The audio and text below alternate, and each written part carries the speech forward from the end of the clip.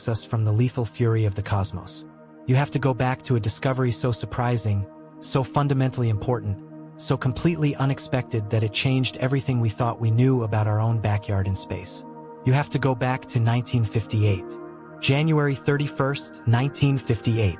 The United States is in a state of barely contained panic.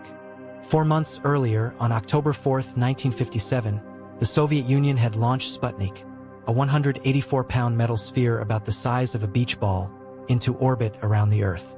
The beeps it transmitted back to Earth were picked up by ham radio operators across America, and those beeps hit the American psyche like a psychological thermonuclear device. The Soviets were in space. The Soviets were orbiting the Earth. The Soviets, who had tested their first nuclear bomb less than a decade earlier, who had built an intercontinental ballistic missile capable of delivering a nuclear warhead to American soil, had now demonstrated that they could put hardware into orbit, which meant, by extension, that they could put nuclear warheads into orbit. America's response was the kind of frantic, urgent, borderline chaotic mobilization that only happens when a nation feels genuinely threatened. The Naval Research Laboratory had been working on a satellite project called Vanguard. But Vanguard was moving slowly, carefully, methodically, the way good engineering moves when it isn't being rushed by geopolitical terror. Then Sputnik flew, and suddenly Vanguard was the most important project in America. And then, on December 6, 1957, in front of a live television audience, Vanguard's rocket rose about 4 feet off the launch pad and exploded. The satellite, a tiny 3-pound sphere, was thrown clear of the explosion, still transmitting, lying in the burning wreckage at the base of the launch pad.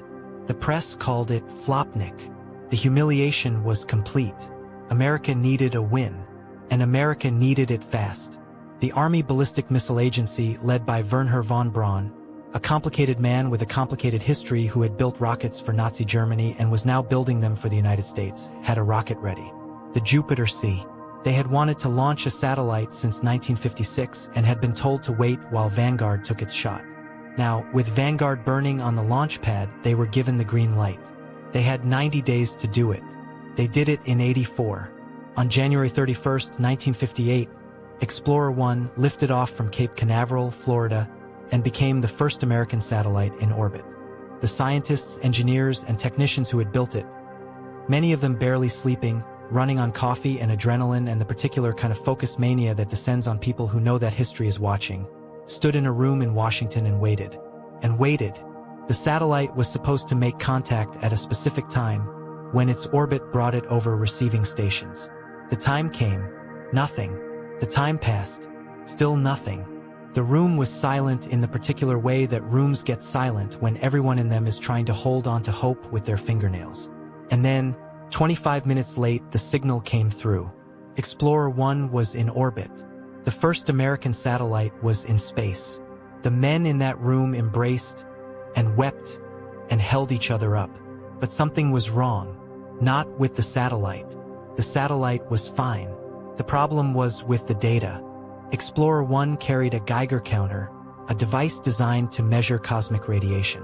The scientist responsible for that instrument was a man named James Van Allen, a physicist from the University of Iowa who had spent years studying cosmic rays by attaching instruments to high-altitude balloons and rockets. He had been arguing for years that the United States needed to study the radiation environment near Earth from orbit, and he had finally gotten his chance. The Geiger counter worked. It transmitted data back to Earth. But the data was strange. At certain altitudes and certain positions in the orbit, the radiation readings went through the roof. And then, at other points, the Geiger counter went completely silent. Not low readings. 0 readings. As if there was nothing there at all. Van Allen and his team puzzled over this. A Geiger counter doesn't just stop working. If there's nothing there, it reads nothing. But if there's something there, a lot of something, if the radiation intensity is so high that it saturates the detector and overwhelms its ability to count individual particles, the counter goes to 0. The silence wasn't absence. The silence was an overload. Van Allen ran the math. He ran it again. He ran it a third time and then called in his colleagues to run it with fresh eyes. The conclusion was inescapable. Surrounding the Earth, at altitudes ranging from roughly 1,000 kilometers to tens of thousands of kilometers above the surface, there were zones of intense, trapped radiation. Belts of high-energy charged particles, electrons and protons, trapped by the Earth's magnetic field, spiraling back and forth from pole to pole, bouncing like cosmic pinballs in a vast invisible cage made of magnetism. No one had predicted this. No one had imagined it. The textbooks did not contain these zones. They did not exist in any theoretical framework that anyone had developed before Explorer 1 flew. They were real. They were massive. They were everywhere in a cosmic sense. And they were entirely unknown until a physicist from Iowa, working with a satellite that almost didn't get launched, discovered them by accident. We named them after him, the Van Allen radiation belts. The Van Allen radiation belts are, by any measure, one of the most extraordinary features of our immediate cosmic neighborhood, and one of the least appreciated. Ask the average person what lies between the surface of the Earth and the Moon, and they will probably say space. Just space. Empty, dark, cold space. They're not entirely wrong, but they're missing something crucial. What actually lies between you and the Moon is a seething, dynamic, constantly shifting environment of charged particles and magnetic fields that is as complex and as violent, in its own way, as anything you'll find anywhere else in the solar system. It is a place where electrons travel at close to the speed of light, where protons carry enough energy to penetrate the walls of a spacecraft, where the radiation levels in the heart of the belts are high enough to kill an unshielded human being in a matter of minutes and damage sophisticated electronics in hours. It is, in the very technical language of space science, a seriously hostile place. And yet it's right here. It's not around Jupiter or Saturn. It's not in some distant region of the galaxy. It's right above our heads, starting at about 1,000 kilometers altitude and extending out to about 60,000 kilometers, well past the orbit of the Moon in terms of the inner edge of the magnetosphere's influence. The inner Van Allen belt is the more stable of the two. It sits roughly between 1,000 and 5,000 kilometers above the surface and is dominated by high-energy protons, the bare nuclei of hydrogen atoms, stripped of their electrons, moving at tremendous speed. These protons get there primarily through a process called cosmic ray albedo neutron decay, or CRAND, which is one of those phrases that sounds made up but is very real and very physics. Cosmic rays hit the upper atmosphere, produce neutrons, those neutrons decay into protons, and some of those protons get trapped in the magnetic field. It's a slow, steady process that has been building up the inner belt for as long as the Earth has had a magnetic field. The outer belt is different. It's larger, it extends from about 12,000 to 60,000 kilometers, and it is dominated by electrons, the fast, light, negatively charged particles that are the opposite number to protons. The outer belt is far more dynamic than the inner one. It changes dramatically in response to solar activity. During a strong solar storm, the outer belt can swell and intensify dramatically, flooding the region with high-energy electrons that can charge up spacecraft, damage solar panels, and destroy electronics. During quiet periods, it can shrink and become relatively benign. And between the two belts, there is a gap, a slot region, relatively free of intense radiation, where the two belts don't quite overlap. This slot region is maintained by electromagnetic waves in the atmosphere that continuously scatter electrons back into the atmosphere before they can build up. Or so scientists thought before the Van Allen probes showed them just how wrong they were. James Van Allen's discovery in 1958 set off decades of research. Dozens of spacecraft were sent to study the belts. Data accumulated. Models were built. By the late 1990s and early 2000s, scientists believed they had a reasonably good understanding of how the Van Allen belts worked. They had an outline. They had a rough sketch. But they were missing enormous pieces of the picture, and some of what they thought they knew turned out to be wrong. The problem was instrumentation. The satellites that had studied the Van Allen belts over the decades were, by the standards of modern space science, relatively crude instruments. They could detect the presence of radiation. They could measure general energy levels. But they couldn't see the fine structure of what was happening. Couldn't watch individual populations of particles as they moved and bounced and were energized and were lost. Couldn't measure the electric and magnetic fields with the precision needed to understand the wave-particle interactions that drive the belt's behavior. Couldn't watch the belts respond to a solar storm in real time with enough detail to actually understand the mechanisms at work. It was like trying to understand the human circulatory system using only a stethoscope. You can hear that something is happening.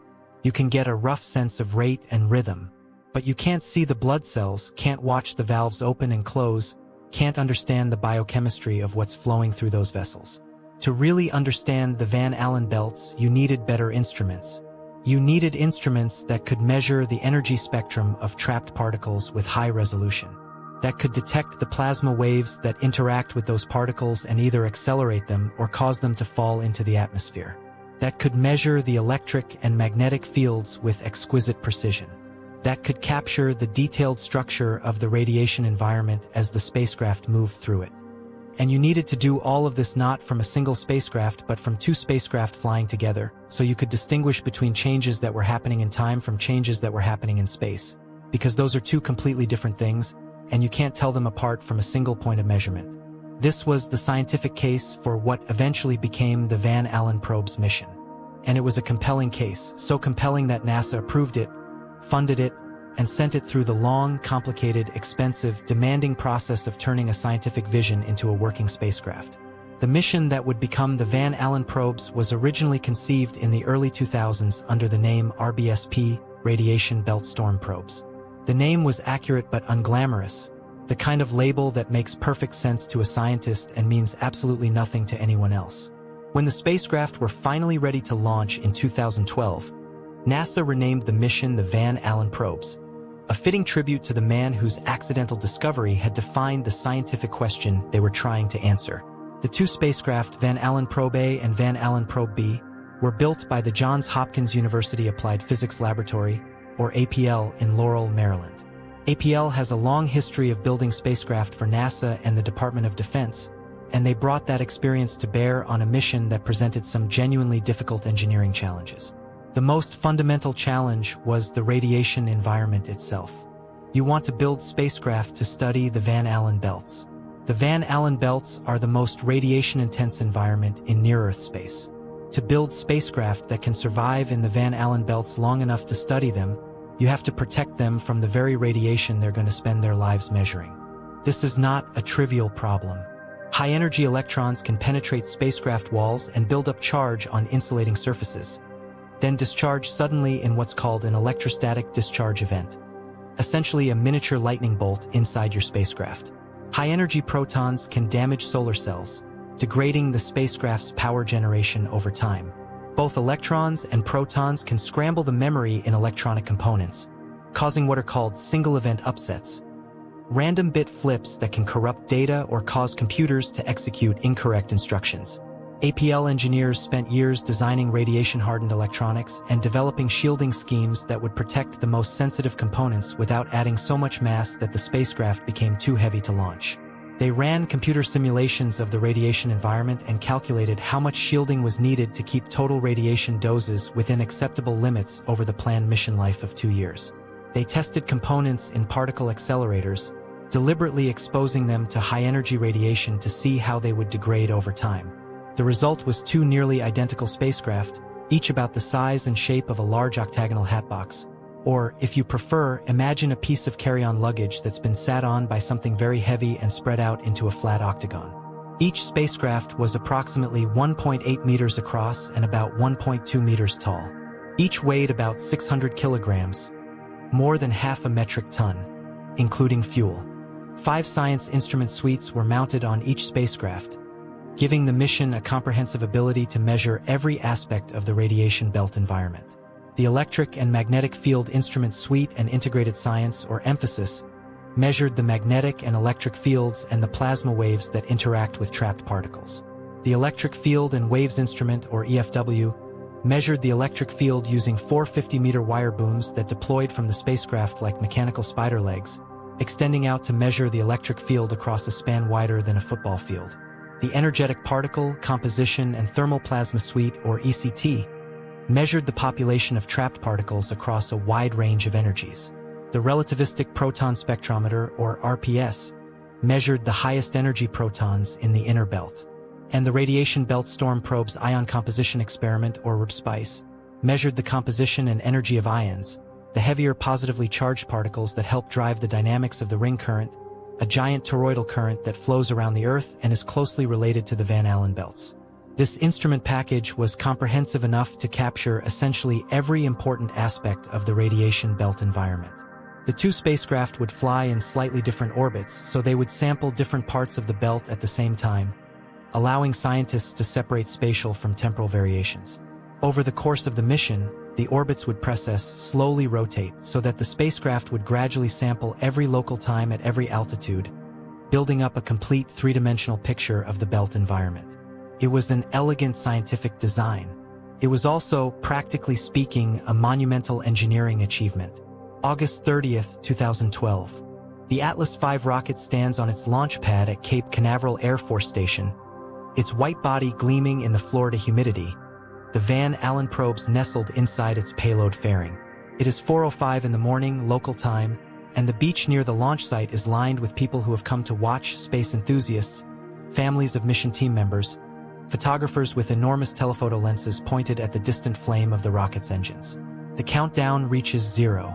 The Atlas V ignites. Its main engine and solid rocket boosters produce approximately 1.7 million pounds of thrust, and the rocket lifts off in a pillar of fire and smoke that lights up the pre-dawn darkness like a second sunrise. Spectators on the beach shield their eyes and feel the rumble in their chests. The rocket accelerates through the thick lower atmosphere, climbing, tilting, beginning its arc over the Atlantic. About 4 minutes after launch, the payload fairing, the aerodynamic nose cone that protects the spacecraft during ascent through the atmosphere, separates and falls away. Above the densest part of the atmosphere, the spacecraft no longer need protection from the wind. They are exposed to space for the first time. The Centaur upper stage fires, boosting the stack into an intermediate parking orbit. It fires again, pushing toward the final target orbit, a highly elliptical path that takes the spacecraft from a perigee of about 600 kilometers altitude at its closest point to Earth all the way out to 30,600 kilometers at its farthest point. This orbit is designed to take the spacecraft through the heart of both Van Allen belts on every pass. In and out, up and down, sweeping through the radiation environment twice on every single orbit, which takes about 9 hours to complete. The spacecraft separate from the Centaur, first Probe B and then Probe A. They extend their wire booms and antennas. They power up their instruments. They begin talking to the ground. They are in the Van Allen belts. They are measuring. The mission has begun. The science that came back over the following years was nothing short of extraordinary. Let's start with what might be the single most dramatic discovery the Van Allen probes made: the existence of a third radiation belt. For 54 years after Van Allen's original discovery, scientists had understood that there were two Van Allen belts, the inner belt and the outer belt, with a relatively empty slot region between them. This was textbook knowledge. It was in every space physics textbook. It was the foundational understanding of the near-Earth radiation environment. It was wrong, or rather, it was incomplete. In September 2012, just weeks after the Van Allen probes launched, a powerful solar storm hit the Earth. Solar storms, also called geomagnetic storms, happen when the sun ejects a massive cloud of magnetized plasma called a coronal mass ejection, or CME, and that CME hits the Earth's magnetosphere. When a big CME arrives, it can compress and distort the magnetosphere, dramatically intensifying the Van Allen belts and sometimes injecting new particles into them. Scientists had seen this happen before. Solar storms intensify the outer Van Allen belt. Standard behavior, textbook stuff. But then something unexpected happened. The electrons that had been injected by the solar storm, a massive population of high-energy particles sitting in the outer belt, began to respond to the changing electromagnetic environment in a way no one had anticipated. Instead of the simple two-belt structure reforming as the storm subsided, the data from the Van Allen probes showed the formation of a distinct third belt, a new, separate band of high-energy electrons sitting in the slot region between the inner and outer belts. This third belt persisted for 4 weeks before finally being wiped out by another solar event. But those 4 weeks were enough to upend decades of theoretical understanding and force scientists to completely rethink their models of how the belts work. How does a third belt form? What maintains it? Why does it appear in the slot region, which electromagnetic wave interactions are supposed to keep clear? The answers to these questions turned out to involve a complex interplay of different types of waves and particle populations that was far more subtle than anyone had previously suspected. The discovery of the third belt was published in Science magazine in February 2013, just 6 months after launch, and it sent shockwaves through the space physics community. It was one of those moments in science where a result is so clean, so unambiguous, so clearly important, that even the most skeptical observer has to sit down and rethink their assumptions. But the third belt was just the beginning. One of the deepest mysteries in Van Allen belt physics is the question of particle acceleration. How do the electrons in the outer belt get to be so energetic? Electrons in the outer Van Allen belt can reach energies of millions of electron volts, energies so high that they travel at more than 90% of the speed of light. At those speeds, relativistic effects become important. These particles are so fast that Einstein's special relativity actually matters for calculating their behavior. Scientists call them killer electrons because of their ability to penetrate and damage spacecraft electronics. How do electrons get that energetic? Where does the energy come from? Before the Van Allen probes, there were two main competing theories. The first theory was called radial diffusion. The idea here is that electrons start out at high altitude, where the magnetic field is relatively weak, and slowly diffuse inward toward lower altitudes where the field is stronger. As they move inward, the magnetic field does work on them, squeezing them and accelerating them, in the same way that a spinning ice skater speeds up when they pull their arms inward. Radial diffusion is driven by large-scale fluctuations in the electric and magnetic fields, fluctuations caused by solar wind pressure variations and other large-scale disturbances. The second theory was local acceleration. The idea here is that electrons get accelerated in place, right where they are in the outer belt by interactions with plasma waves. Specifically, a type of wave called chorus waves, electromagnetic Whistler mode waves generated by lower-energy electrons in the outer magnetosphere, can transfer their energy to trapped electrons through a process called cyclotron resonance. If a chorus wave oscillates at exactly the right frequency to match the natural orbital motion of an electron around a magnetic field line, the two can exchange energy very efficiently, and the electron can gain a tremendous amount of energy in a relatively short time. Both processes are real. Both happen. The question was, which one is dominant? Which one is primarily responsible for creating the most energetic electrons in the outer belt? The Van Allen probes answered this question definitively. By measuring both the particle populations and the wave environment simultaneously, with unprecedented precision, the mission scientists were able to watch local acceleration in action. They could see chorus waves of exactly the right frequency building up in the outer magnetosphere. They could see populations of lower-energy electrons, what scientists call seed electrons, available to be accelerated. They could see the higher-energy electron population growing over time, exactly in the regions where the wave activity was strongest. The evidence for local acceleration was overwhelming. Radial diffusion contributes to the outer belt's energization, but the primary mechanism, the engine that takes seed electrons and pushes them up to relativistic energies, is local acceleration by chorus waves. This finding has profound implications for our ability to predict and forecast space weather. If you want to know how dangerous the outer Van Allen belt is going to be for a spacecraft tomorrow or next week, you need to know where the chorus waves are and how intense they are, not just the large-scale state of the magnetosphere. This means that the input to space weather models has to include wave activity, a variable that had previously been very difficult to measure and that most models had simply neglected. Space weather. Let's pause here because this concept is central to understanding why the Van Allen probe's mission was funded, why it matters, and why the discoveries it made have implications that extend far beyond academic space physics. You've heard of weather forecasting. You understand that the atmosphere is a dynamic system driven by the sun's energy, with currents and fronts and pressure systems that create the winds and rains and storms that affect daily life. Modern meteorology has become remarkably good at predicting the atmosphere's behavior. Not perfectly, because the atmosphere is a chaotic system, but well enough that a 5-day forecast is now roughly as accurate as a 1-day forecast was 30 years ago. Space weather is the analogous concept applied to near-Earth space. The sun is constantly emitting a stream of charged particles called the solar wind, a tenuous plasma of electrons and protons flowing outward from the sun at speeds ranging from about 300 to 800 kilometers per second. This solar wind carries with it the sun's magnetic field, twisted into a complex, dynamic structure by the sun's rotation and convection. When the solar wind interacts with the Earth's magnetic field, the magnetosphere, it creates a complex, dynamic system of currents and fields and particle populations. Under quiet conditions, this interaction is relatively benign.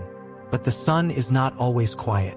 The sun has an 11-year activity cycle, and during the active part of the cycle, solar maximum, it produces frequent solar flares and coronal mass ejections that dramatically perturb the near-Earth environment. A big geomagnetic storm can enhance the Van Allen belts dramatically, filling the near-Earth environment with high-energy electrons that can damage or destroy satellites. The 1989 geomagnetic storm caused by a powerful CME knocked out an entire Hydro-Quebec power transformer, leaving 6 million people without electricity for up to 9 hours. The same storm permanently degraded the solar panels on several satellites.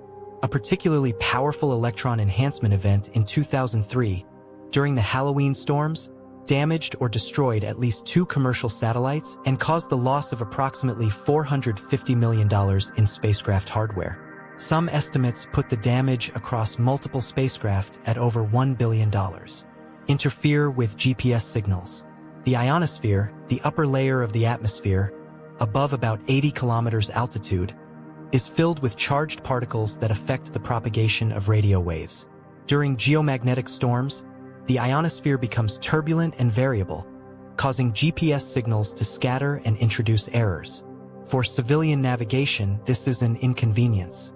For precision agriculture, surveying, and certain military applications that depend on centimeter-level GPS accuracy, it can be a serious operational problem. Induced currents in long conductors at the surface. The changing magnetic fields during a geomagnetic storm can induce electric currents in power lines, pipelines, and railroad tracks. These geomagnetically induced currents, or GICs, can damage or destroy transformers, the expensive, difficult-to-replace equipment that forms the backbone of the power grid. A Carrington-scale event, comparable to the geomagnetic storm of 1859, which by some estimates was the most powerful geomagnetic storm in recorded history, could potentially knock out electrical power to large parts of North America for weeks or months. The economic impact has been estimated in the trillions of dollars. Expose airline passengers and crew to elevated radiation. During solar energetic particle events, the radiation dose rates at high altitude and high latitude can increase dramatically. Aviation regulators and airlines monitor space weather forecasts to decide whether to divert flights away from polar routes during major events. This is not hypothetical. This is not science fiction. These are real, documented, economically significant impacts that space weather has on modern technological society. And they are becoming more significant as society becomes more dependent on the satellite infrastructure that sits squarely in the radiation belt environment. The Van Allen probes were designed to improve our ability to understand and predict these events. Every discovery they made about how the belts are energized, about what drives loss and intensification, about the role of wave-particle interactions, translates directly into better models, better forecasts, and ultimately better protection for the systems that modern civilization depends on. Let's talk about loss. We've talked about how electrons get into the outer Van Allen belt and how they get energized. But the outer belt is not a simple trap. Electrons don't just accumulate there indefinitely. They're constantly being lost, and understanding loss processes is just as important as understanding acceleration. Electrons can be lost from the Van Allen belts in several ways. They can be scattered into the loss cone. The range of pitch angles at which their helical motion along a magnetic field line will carry them into the dense atmosphere at the ends of the field line, where they collide with atmospheric molecules and are absorbed. Wave-particle interactions can scatter electrons into the loss cone, essentially kicking them out of the trap. Chorus waves, which we already mentioned as an important acceleration mechanism, can also scatter electrons into the loss cone and cause them to be lost.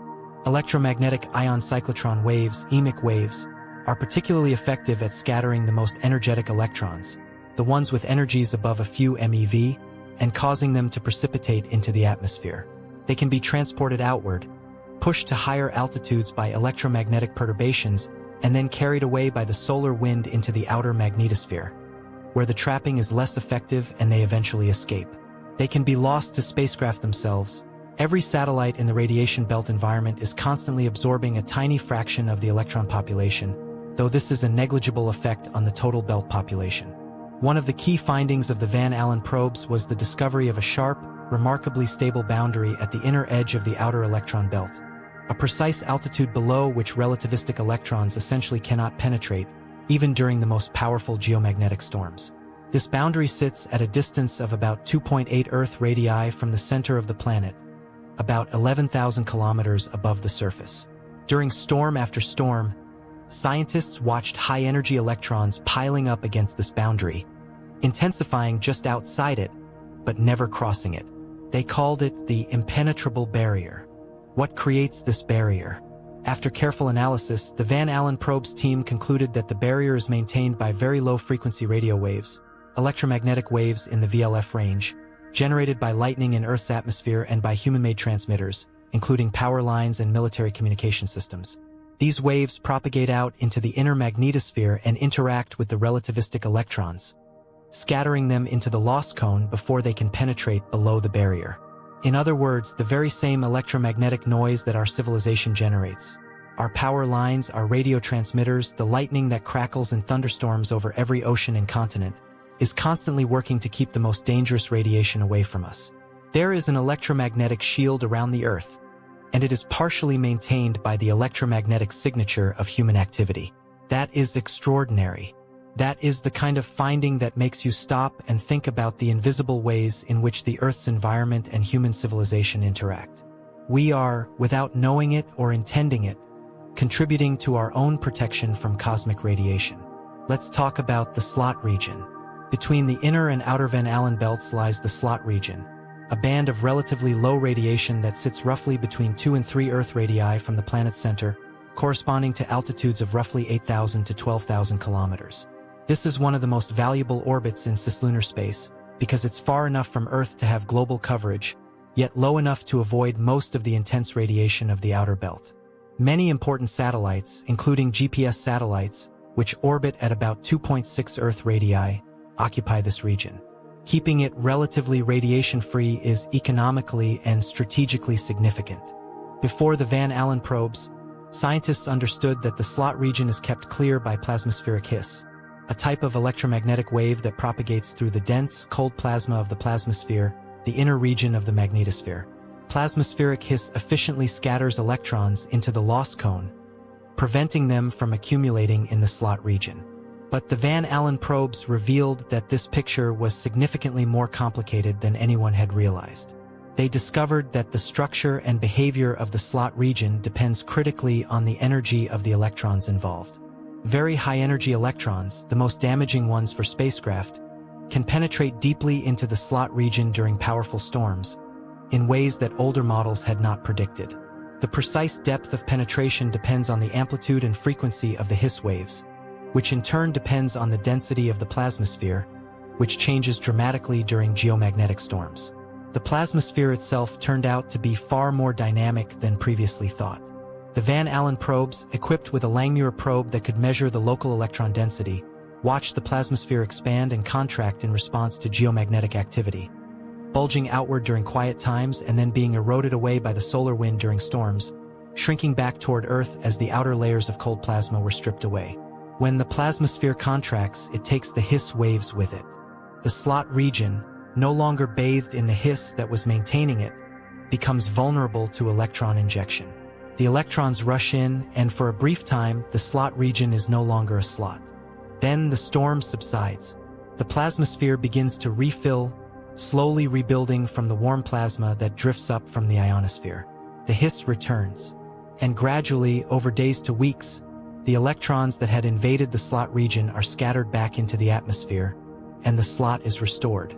This dynamical picture, the slot region as something that is continuously maintained by wave activity, constantly under assault during storms, capable of briefly disappearing and then slowly reforming, is dramatically richer than what scientists believed before the Van Allen probes flew. Now I want to tell you about ring currents because the ring current is one of the most important features of the near-Earth space environment and one of the features that the Van Allen probes helped illuminate most powerfully. The ring current is a vast donut-shaped current of charged particles flowing westward around the Earth at distances of roughly 2 to 9 Earth radii from the center of the planet. It flows primarily through the motion of ions, protons, and heavier ions like oxygen and helium, trapped in the inner magnetosphere and drifting around the Earth under the combined influence of the magnetic field's gradient and curvature. The ring current is important for several reasons.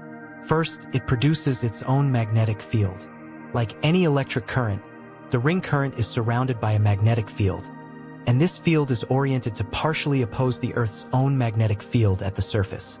When the ring current intensifies during a geomagnetic storm, the magnetic field at the surface of the Earth decreases measurably.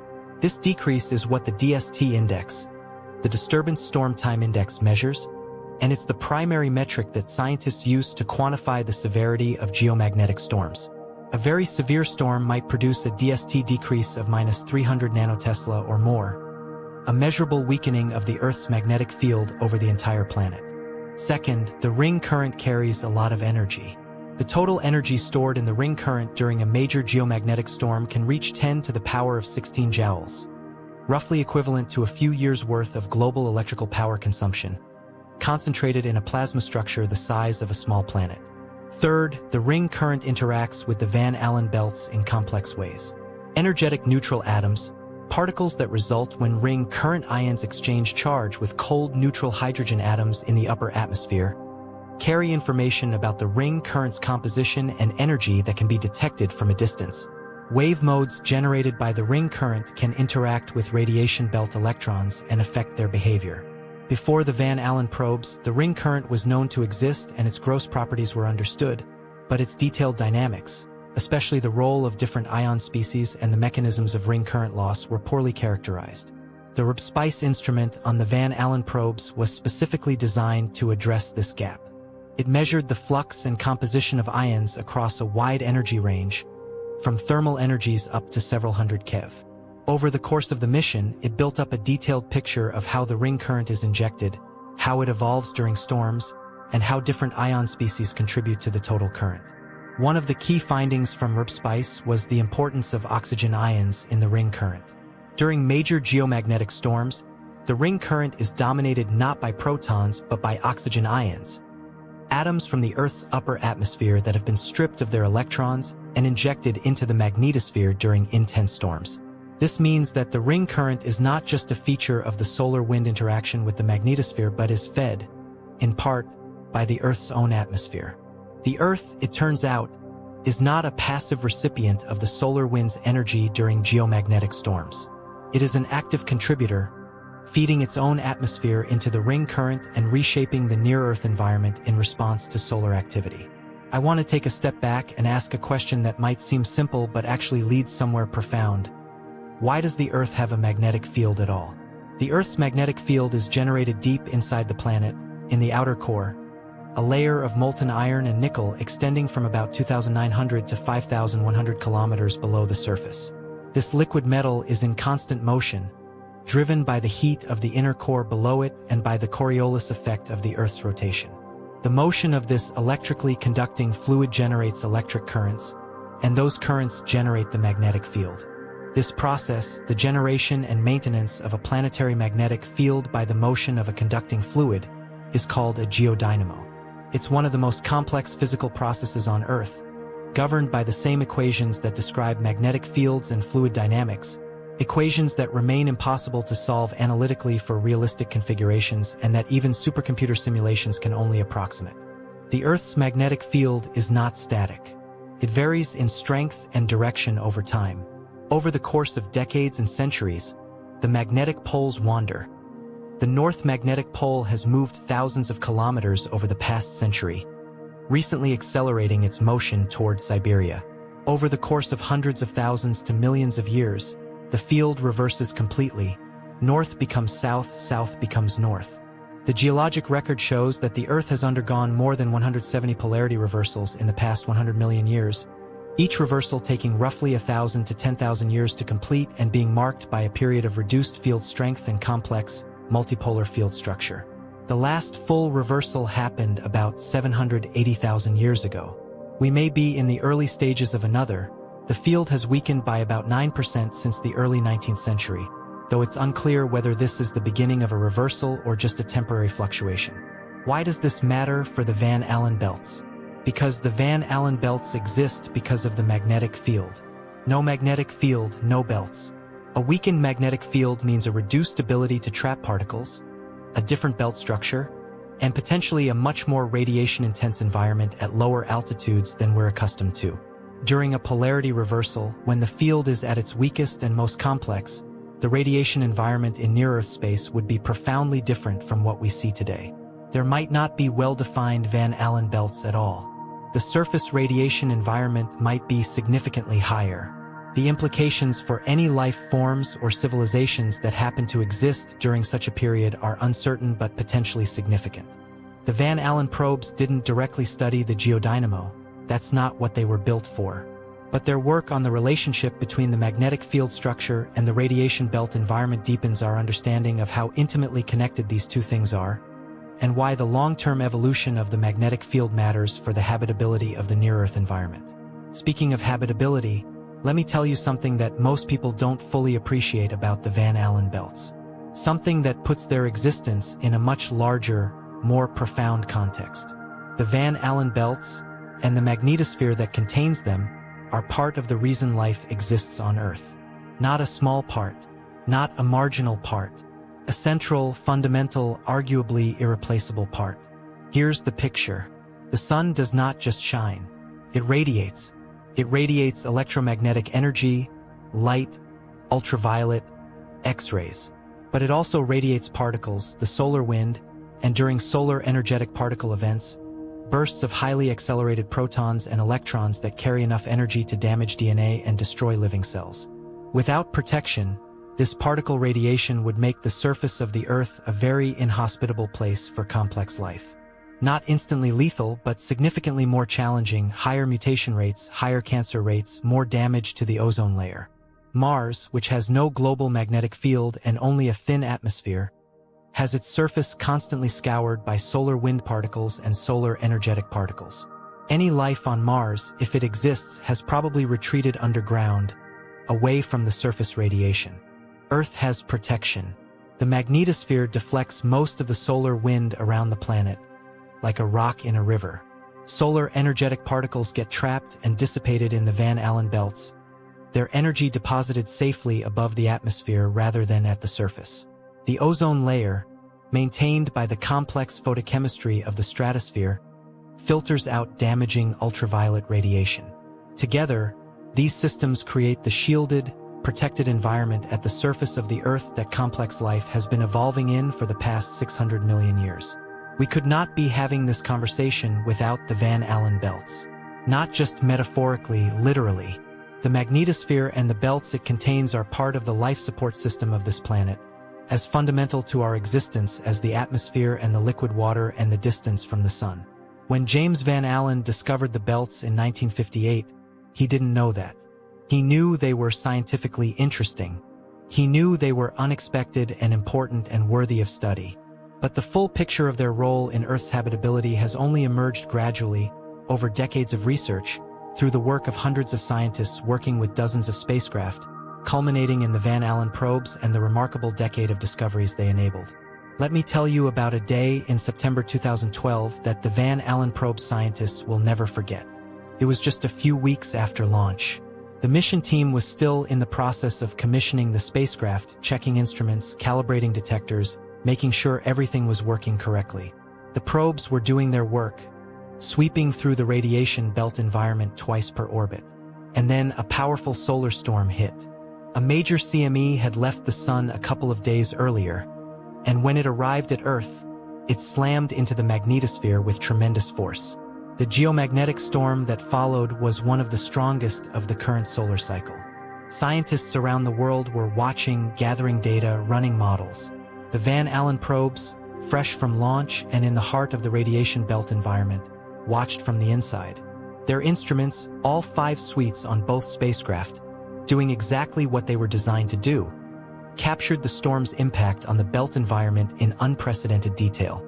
What they saw, as we've discussed, was the formation of the third radiation belt.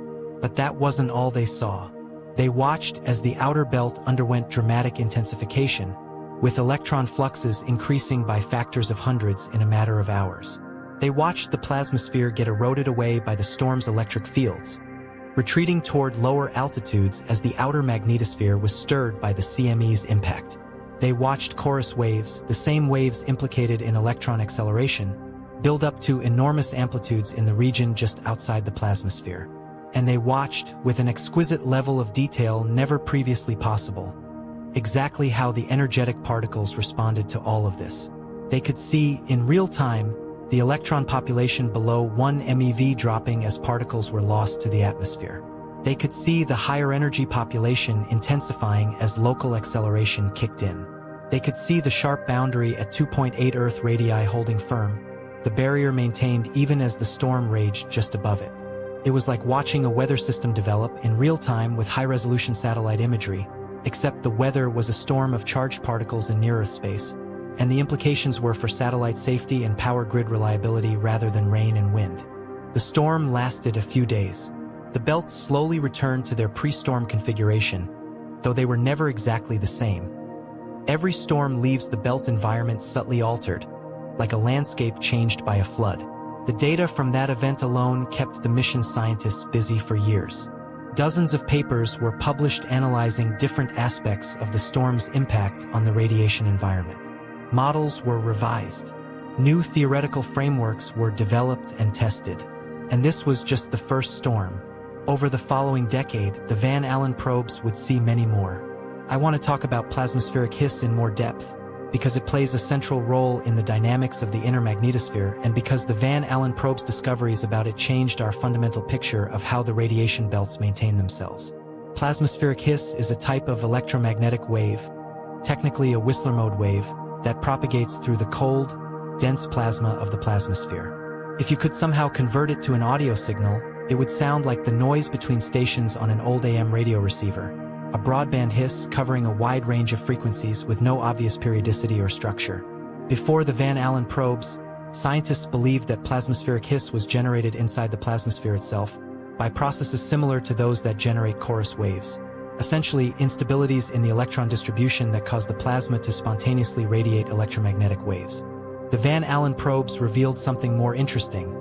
A significant portion of plasmaspheric hiss is actually generated outside the plasmasphere as chorus waves and then propagates inward.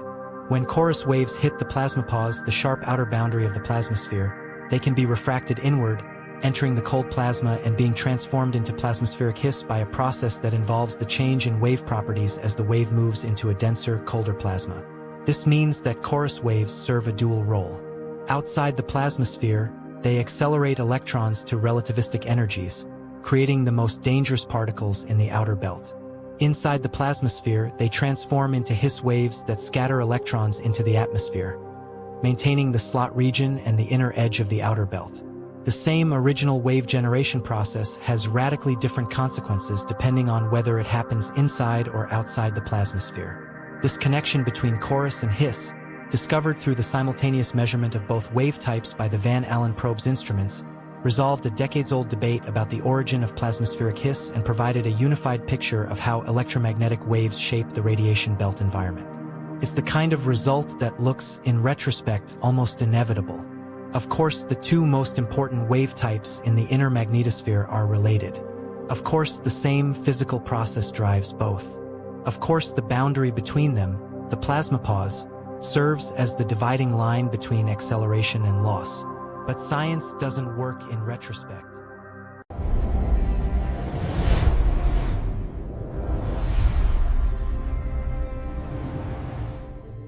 The black hole revolution. There is something fundamentally captivating about the universe's most violent phenomena. And I'm not talking about supernovas or gamma-ray bursts, phenomena that we've studied and understood for decades. I'm talking about something far more mysterious, far more bizarre, and frankly, far more mind-bending than anything we thought possible just a few years ago. I'm talking about black holes, and specifically, about black holes doing something that they absolutely were not supposed to do according to everything we thought we understood about physics. Before we can even begin to appreciate what's happening right now at the bleeding edge of astrophysics, before we can understand why this discovery is reverberating through the scientific community like nothing since perhaps Einstein's original formulation of general relativity itself, we need to step back and understand the foundations. We need to understand how we got here. We need to understand what physicists have believed about black holes for the better part of a century, and why those beliefs seem so ironclad, so supported by mathematics and observation, that the idea of black holes violating those expectations seemed completely absurd. We need context. We need history. We need to understand the intellectual landscape that makes this discovery so revolutionary. Your understanding of the universe, my understanding, every physicist's understanding, is built on thousands of years of accumulated observations, experiments, theories, refinements, and occasionally wholesale revolutions in thinking. From ancient philosophers in Greece asking fundamental questions about the nature of matter and motion, to medieval scholars in Baghdad trying to reconcile observation with theological doctrine, to the scientific revolution of the 16th and 17th centuries where mathematics became the language through which we could describe nature with unprecedented precision and accuracy. From the Industrial Revolution that transformed how humanity interacted with the physical world, to the electrical revolution of the 19th century that revealed entirely new forces and phenomena, to the quantum revolution of the early 20th century that showed us that reality operated according to principles that contradicted our everyday intuitions. Each generation of scientists inherited the framework from the previous generation and either refined it incrementally or, occasionally, revolutionized it entirely. And in our modern era, particularly in the 20th century, we've experienced revolutions in understanding that would have seemed literally impossible to the greatest scientific minds of the 19th century. We learned that light was both a wave and a particle, depending on how you measured it. We learned that atoms weren't indivisible but were composed of even smaller subatomic particles. We learned that particles could be entangled across vast distances, affecting each other instantaneously in ways that seem to violate the cosmic speed limit of light, yet somehow don't. We learned that time was not absolute, that observers moving at different speeds would disagree about whether two events happened simultaneously. We learned that space wasn't empty, that the vacuum of spacetime was seething with quantum activity. We learned that the universe could expand infinitely in all directions yet still be finite in volume. We learned that the universe had a beginning, a moment called the Big Bang when everything we observe today was compressed into a point of infinite density. These weren't just corrections to previous understanding, the way we might correct a small error in a calculation. They were wholesale reimagining of what reality actually is, at the most fundamental level.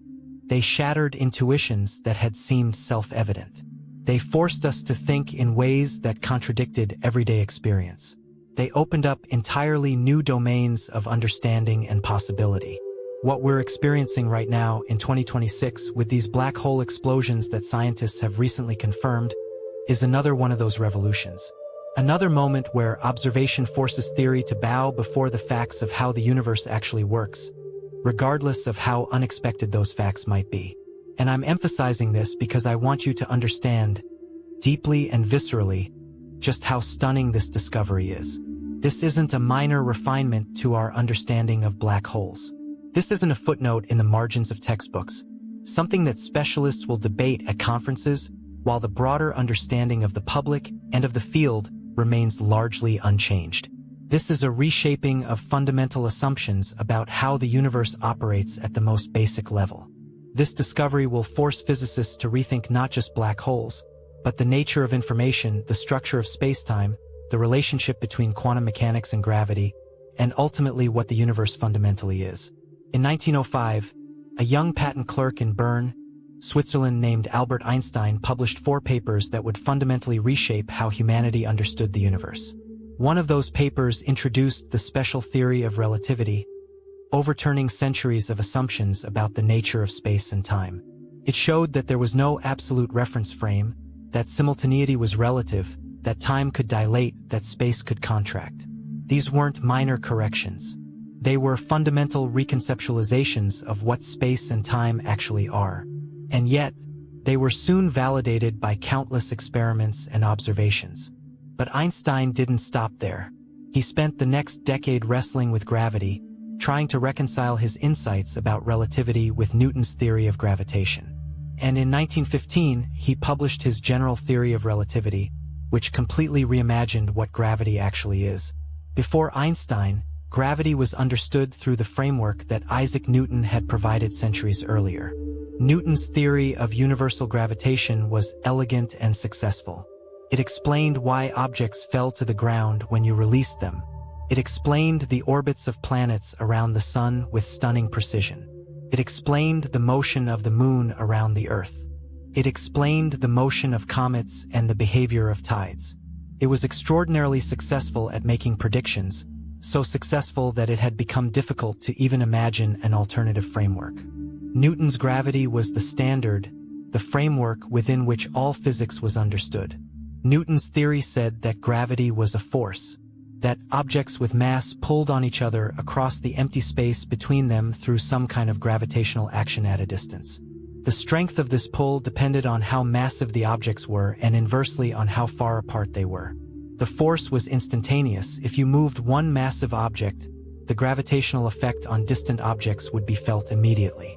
This framework worked beautifully for nearly 300 years. But there was a problem.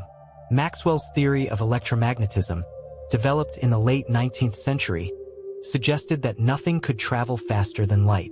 Light was the ultimate speed limit in the universe. If gravity exerted itself instantaneously across any distance, as Newton's theory suggested, then gravity would violate this cosmic speed limit. And beyond this theoretical concern, there were small but measurable discrepancies between Newton's predictions and observation. Tiny deviations in the orbits of planets that couldn't quite be explained by the presence of unseen planets or other minor factors. Einstein's general theory of relativity solved these problems with a radical reconceptualization. Gravity isn't a force pulling on objects through empty space, Einstein said. Instead, mass and energy curve the spacetime in which they exist. Spacetime is like the fabric of reality itself, the stage upon which all cosmic phenomena play out. And massive objects create indentations, wrinkles, valleys in this fabric. Objects then follow the straightest possible paths through this curved landscape. From the perspective of an object, it's moving in a straight line, following an inertial path. But because the space itself is curved, the object traces out a path that we perceive as a curve, like the orbit of a planet or the trajectory of a falling object. This was revolutionary. This wasn't just a refinement of Newton's theory, adjusting some parameters or adding correction terms. This was a completely different way of thinking about gravity. Gravity wasn't a force. It was geometry. It was the shape of spacetime itself. The equation that Einstein derived, the field equation, related the curvature of spacetime to the distribution of mass and energy within it. Matter tells spacetime how to curve, and spacetime tells matter how to move. And crucially, changes in the curvature of spacetime didn't propagate instantaneously. Changes in the curvature of spacetime propagated at the speed of light. If you moved a massive object, the change in how spacetime was curved would ripple outward at light speed, no faster. This was consistent with Maxwell's electromagnetic theory. Einstein's theory unified gravity with special relativity, bringing gravity into the framework of modern physics. The predictions of Einstein's theory were strange and counterintuitive. Light would be bent by massive objects. Time would pass at different rates in strong gravitational fields. Objects moving at different speeds would disagree about time intervals and distances. A clock running at the bottom of a well would tick slower than a clock at the top. Observers in accelerating reference frames would feel artificial gravity. Yet observation after observation confirmed Einstein's predictions. Now here's where things get really interesting, and this is crucial for understanding what happens next. Einstein's theory of general relativity is built on equations. Beautiful, elegant equations that relate the curvature of spacetime to the distribution of mass and energy. These equations describe how matter and energy warp the fabric of spacetime, and how objects respond to that warping by accelerating and moving along the curved landscape. But equations have solutions, mathematical answers. In mathematics, when you have an equation, you can solve it, find the values that satisfy it. Sometimes there's only one solution. Sometimes there are multiple solutions. Sometimes the solutions seem physically unreasonable or impossible, but they're mathematically valid. And in 1916, just a year after Einstein published his field equations, a German physicist named Karl Schwarzschild found one of these solutions. Schwarzschild was working in the German army as an observer in World War I when he found the solution in the trenches, working on the theory of general relativity amidst the horrors of warfare. Schwarzschild found a solution that described the spacetime around a perfect sphere of mass, an idealized situation where all the mass was concentrated at a point and surrounded by complete vacuum. It was a mathematically exact solution, not an approximation. And this solution had a deeply strange feature. The Schwarzschild solution described a region of spacetime, a sphere surrounding the mass, from within which nothing, not even light, could escape. There was a boundary which we now call the event horizon, and once you crossed that boundary, once you fell inside, there was no way out. The geometry of spacetime itself made it impossible. The curvature was so extreme that every possible path, and in relativity what objects can and can't do is determined by the geometry of spacetime, every possible path led deeper into the singularity at the center, where the curvature became infinite and all the normal rules of physics broke down. This was the mathematical description of what we now call a black hole. The name came later. The term black hole wasn't coined until the 1960s. Initially, these objects were called frozen stars or collapsed stars or other terms. But the idea was the same: a region of spacetime so warped that it created a trap, a one-way valve in the fabric of the universe. And here's the crucial thing. Einstein himself didn't believe they actually existed. He thought there must be some physical process that would prevent matter from being compressed to such an extreme density. He thought that the Schwarzschild solution was a mathematical curiosity, an artifact of the equations, but nothing you'd actually find out in the cosmos.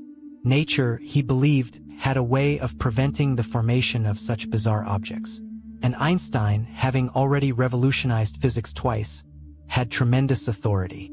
If Einstein said black holes probably didn't exist, most physicists were inclined to believe him. But as decades passed and astronomical observations accumulated, the evidence became harder and harder to ignore. Astronomers were discovering objects in the universe that didn't fit neatly into existing categories. There were objects that were far too dense to be normal stars. There were regions at the centers of galaxies that exerted enormous gravitational pull on nearby objects yet appeared to have no visible mass. Stars in the center of our own galaxy, the Milky Way, were orbiting around what appeared to be a completely invisible object with a mass 4 million times that of the Sun. The only object whose properties were consistent with what was being observed was the black hole.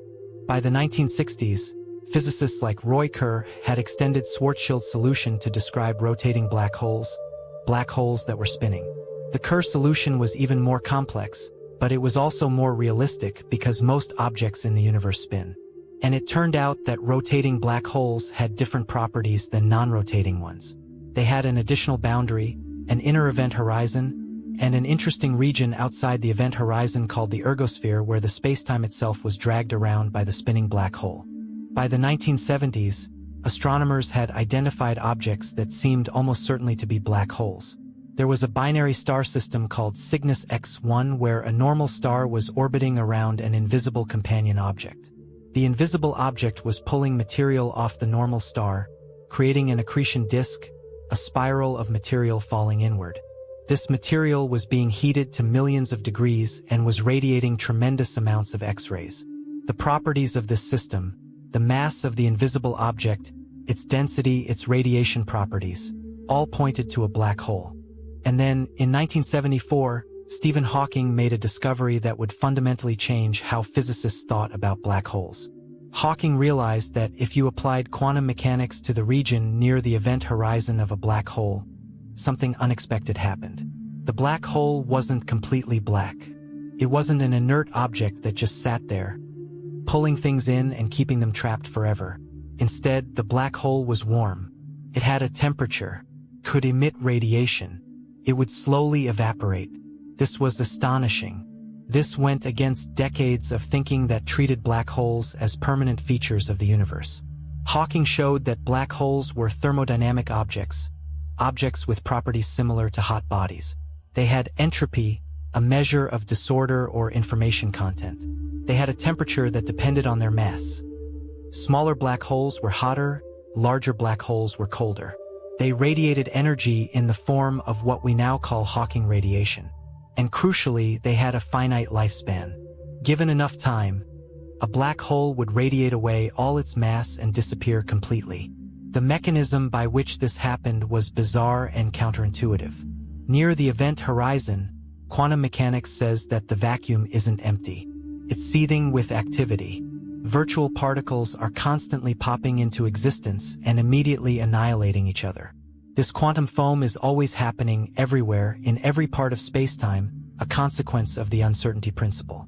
But near the event horizon, the gravitational field is so strong that it can sometimes separate a virtual particle-antiparticle pair before they can annihilate. One particle falls into the black hole while the other escapes. From the perspective of an observer outside the black hole, it looks like the black hole is emitting radiation. And that radiation carries away energy that had to come from somewhere. It comes from the black hole's mass. So the black hole slowly evaporates, losing mass gradually over time. This was the solution to a problem that had bothered physicists for decades. If black holes were completely black, if they trapped everything inside them, then information would be lost from the universe. This would violate a fundamental principle of quantum mechanics. That information cannot be destroyed. According to the foundations of quantum mechanics, physical systems evolve according to unitary evolution, transformations that preserve information. But if black holes could destroy information, trapping it inside their event horizons and keeping it there forever, then quantum mechanics would be violated. However, and this is crucial, Hawking's original calculations suggested that the radiation was simply thermal. It was like the radiation emitted by any hot object. It had no particular structure. It didn't seem to encode information about what had fallen into the black hole. And so physicists were left with a paradox. If information couldn't be destroyed, but black holes appeared to destroy it by trapping matter inside and evaporating without releasing that information, then something was wrong with either quantum mechanics or general relativity or both. This became known as the black hole information paradox, and it has been one of the deepest, most troubling problems in theoretical physics for the past 50 years.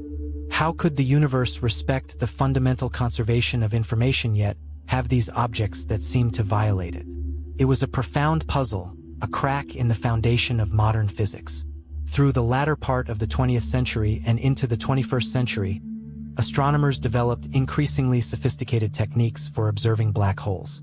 They couldn't see black holes directly. Black holes are, by definition, black. But you can observe their effects on nearby matter, the way they warp spacetime and affect the objects around them.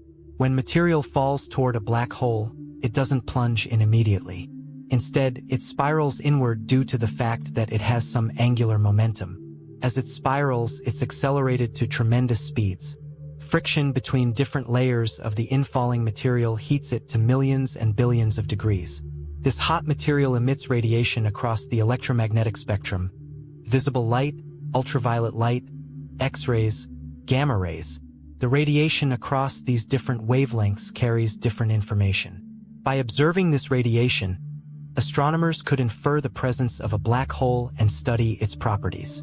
By the early 21st century, astronomers had identified dozens of black holes and studied them with increasing precision. Some were isolated objects. Some were in binary systems with companion stars, where they were pulling material off their companions.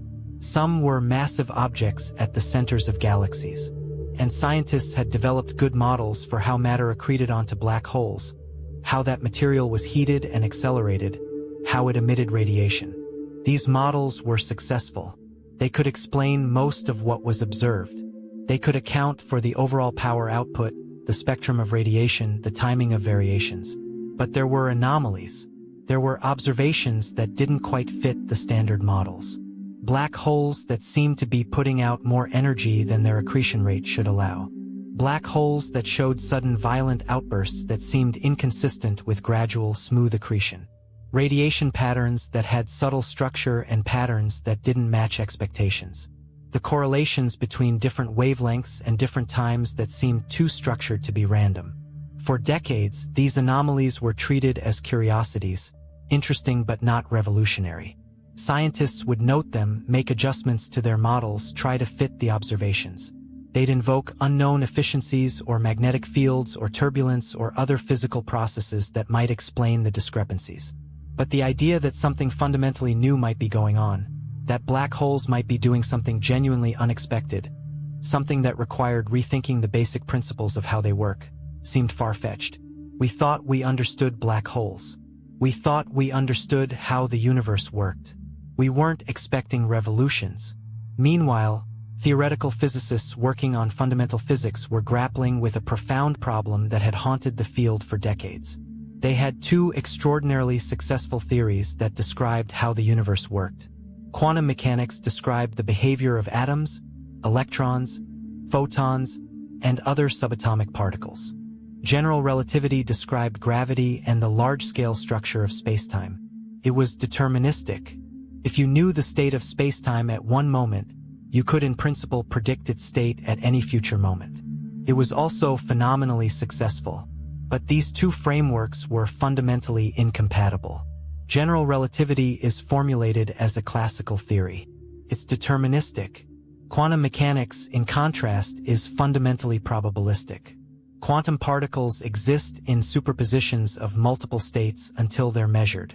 These two frameworks can't both be entirely correct as currently formulated. There has to be a deeper theory that reconciles them. This is the theory of quantum gravity.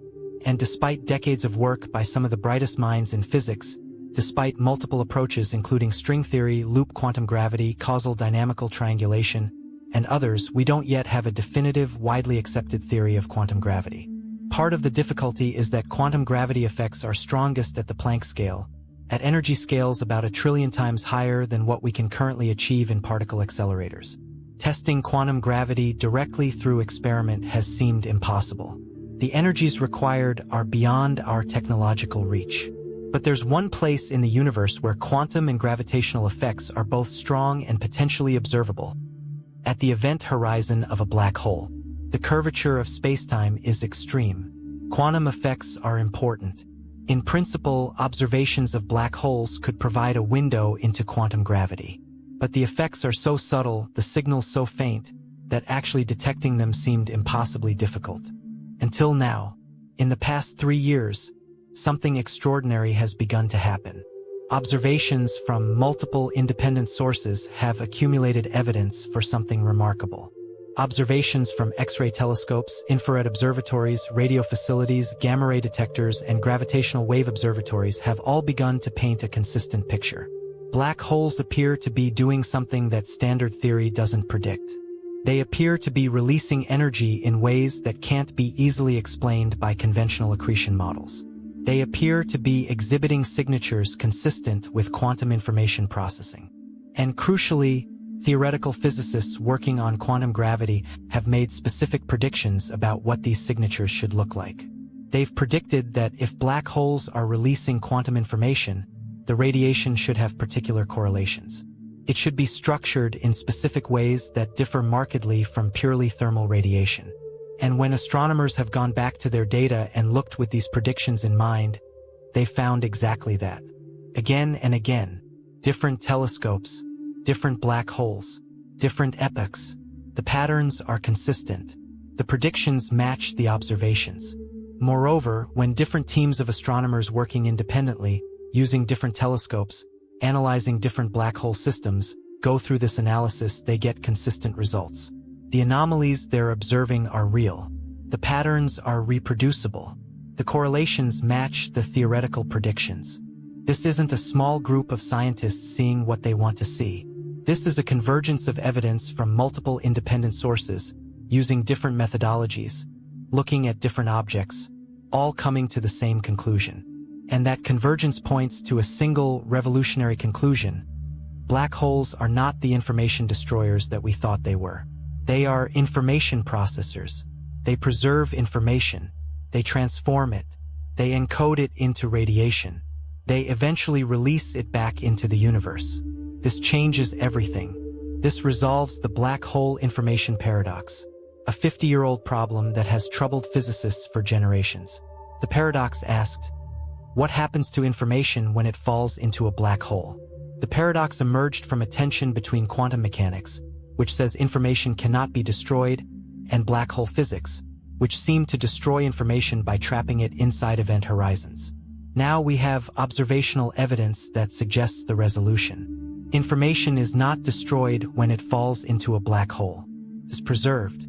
The black hole transforms it, encodes it, but eventually releases it back into the universe. It's not lost. The universe doesn't destroy information, even in the extreme environment of black hole event horizons. The universe finds a way to preserve it, and we can observe this preservation process happening. This is profound because information is fundamental in quantum mechanics. The conservation of information is a core principle. Destroying information would be forbidden, would violate the foundations of quantum theory. And now we have evidence that the universe actually respects this principle, even in the most extreme environments. The universe conserves information. Quantum mechanics wins. Information is sacred. But this raises a second question, a question with implications that extend far beyond the technical physics. If information is preserved, what does that mean for determinism in the universe? Here's something that's troubled physicists and philosophers for a long time. On one hand, quantum mechanics is probabilistic.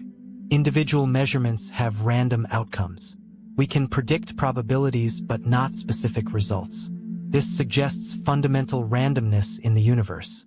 On the other hand, general relativity is deterministic.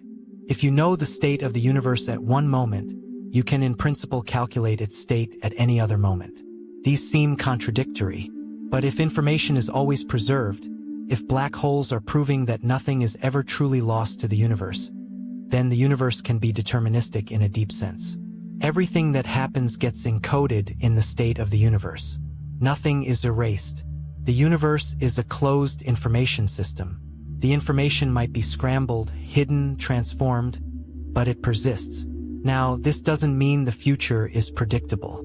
In fact, quite the opposite. If quantum information is being processed by black holes and other processes, if transformations are happening that scramble and transform information, then predicting the future would require impossibly complex computation. You'd have to track all the quantum information, understand all the transformations, compute the results. The amount of computation required would grow exponentially. But predictability and determinism are different things. Something can be determined, encoded in the state of the universe, yet practically unpredictable. It can be deterministic without being predictable. This actually has implications for how we think about free will and consciousness. If the universe is deterministic but unpredictable, then there's room for genuine choice, genuine creativity. Your decisions matter. They affect the state of the universe. And even though in some abstract sense everything is determined, you can't determine in advance what you're going to do. Your future is not predetermined in any practically accessible sense. You genuinely have freedom. Your choices are real. Your creativity is real. Your agency matters.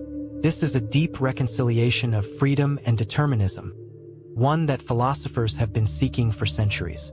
Now, there's another implication that's perhaps even more profound.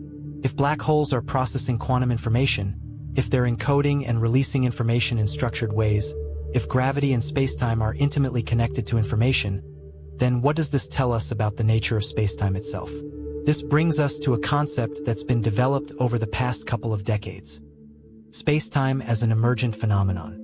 The idea is that spacetime, the stage on which the universe's drama unfolds, might not be fundamental. It might be emergent, arising from something more fundamental beneath it. Just as temperature emerges from the average kinetic energy of particles, just as pressure emerges from molecular collisions, spacetime might emerge from quantum information. If this is true, and the black hole observations provide suggestive evidence that it is, then gravity, geometry, spacetime itself are all emergent. They're what you get when quantum information is organized in certain ways. The universe might be like a hologram, a three-dimensional image projected from information encoded on a two-dimensional surface, as suggested by the holographic principle developed by Juan Meldacena and others. This has staggering implications. It suggests that, in principle, you could engineer spacetime. If spacetime is emergent from information, and if you understand the rules of how information organizes itself, then you could create new geometries, new topologies. You could create wormholes, shortcuts through spacetime. You could create closed time-like curves, structures that allow time travel. You could create other exotic possibilities that seem impossible in classical general relativity but might be possible if spacetime is emergent. I'm not saying we'll achieve these things anytime soon. The technology required would be incomprehensibly advanced. We're talking about manipulating the fundamental structure of reality itself. But these things wouldn't be impossible in principle. They'd just be difficult. They'd require understanding and harnessing principles that we're only now beginning to discover. There's another set of implications that touches on some of the deepest questions in philosophy and cognitive science. If the universe is fundamentally computational, if information processing is central to how reality works, then what does that tell us about consciousness? For centuries, consciousness has seemed mysterious. We understand how neurons fire. We understand the chemistry of the brain. We can map neural circuits. We can track which brain regions are active when someone has particular thoughts or experiences. We can even predict certain aspects of behavior from brain activity. But we still don't understand how this physical activity produces subjective experience. How does the firing of neurons in your brain give rise to the feeling of what it's like to see the color red, to feel pain, to contemplate the nature of the universe? How does the objective physical world of atoms and molecules give rise to the subjective phenomenal world of experience? This is called the hard problem of consciousness, and it's one of the great unsolved puzzles in cognitive science and philosophy. But if the universe operates according to principles of quantum information processing, if consciousness is a particular pattern of that information processing, then consciousness might not be as mysterious as it seems. It might be a natural feature of systems that organize information in certain self-referential ways. A system that is aware of itself, that models itself, that has certain recursive properties, certain feedback loops where information about the system is processed by the system itself. Such a system might be conscious. Consciousness might not be a miracle or a mystery or something that requires invoking new physics or the soul or vitalism. It might just be a natural feature of certain information processing systems. This doesn't solve the hard problem completely, not in all its aspects, but it suggests that consciousness might be less anomalous than we've typically thought. It suggests that consciousness might not be confined to biological brains.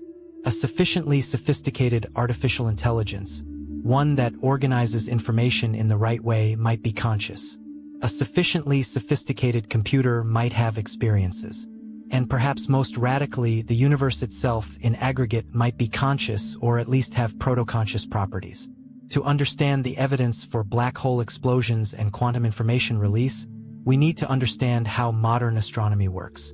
Because these discoveries would be impossible without sophisticated observational techniques that have been developed over the past few decades. For most of human history, astronomy was limited to visible light.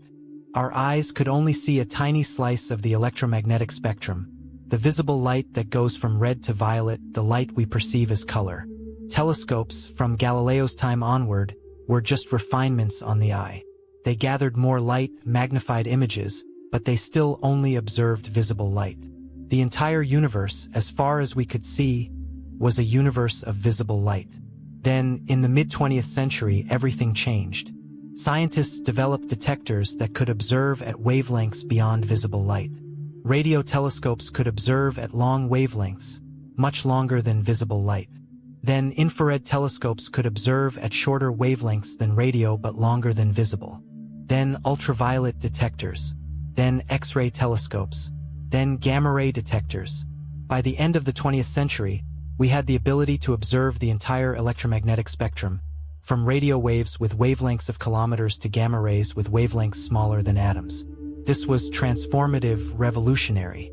Different wavelengths reveal different phenomena. Visible light tells you about stars and galaxies and the objects we can see with our eyes.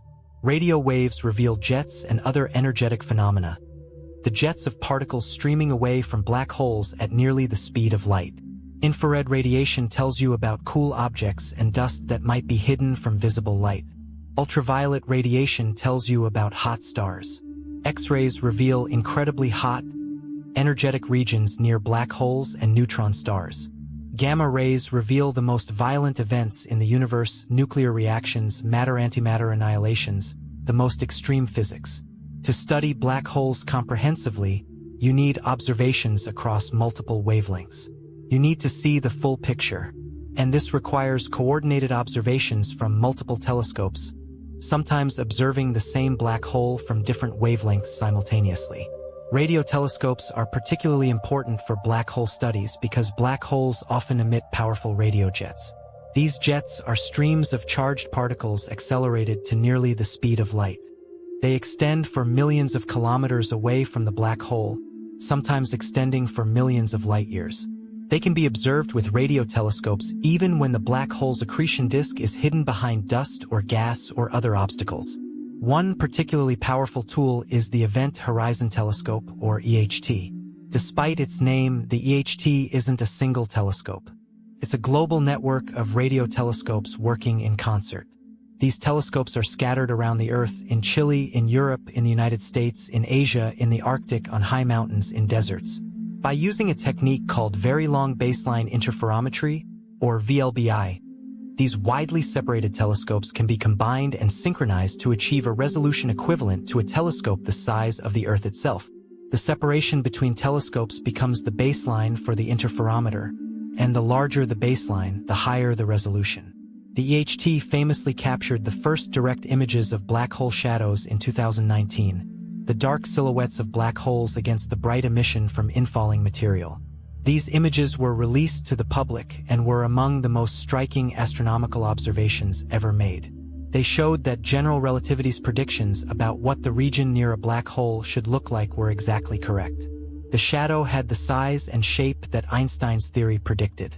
It was a triumph of observational astronomy and a confirmation of a century of theoretical work.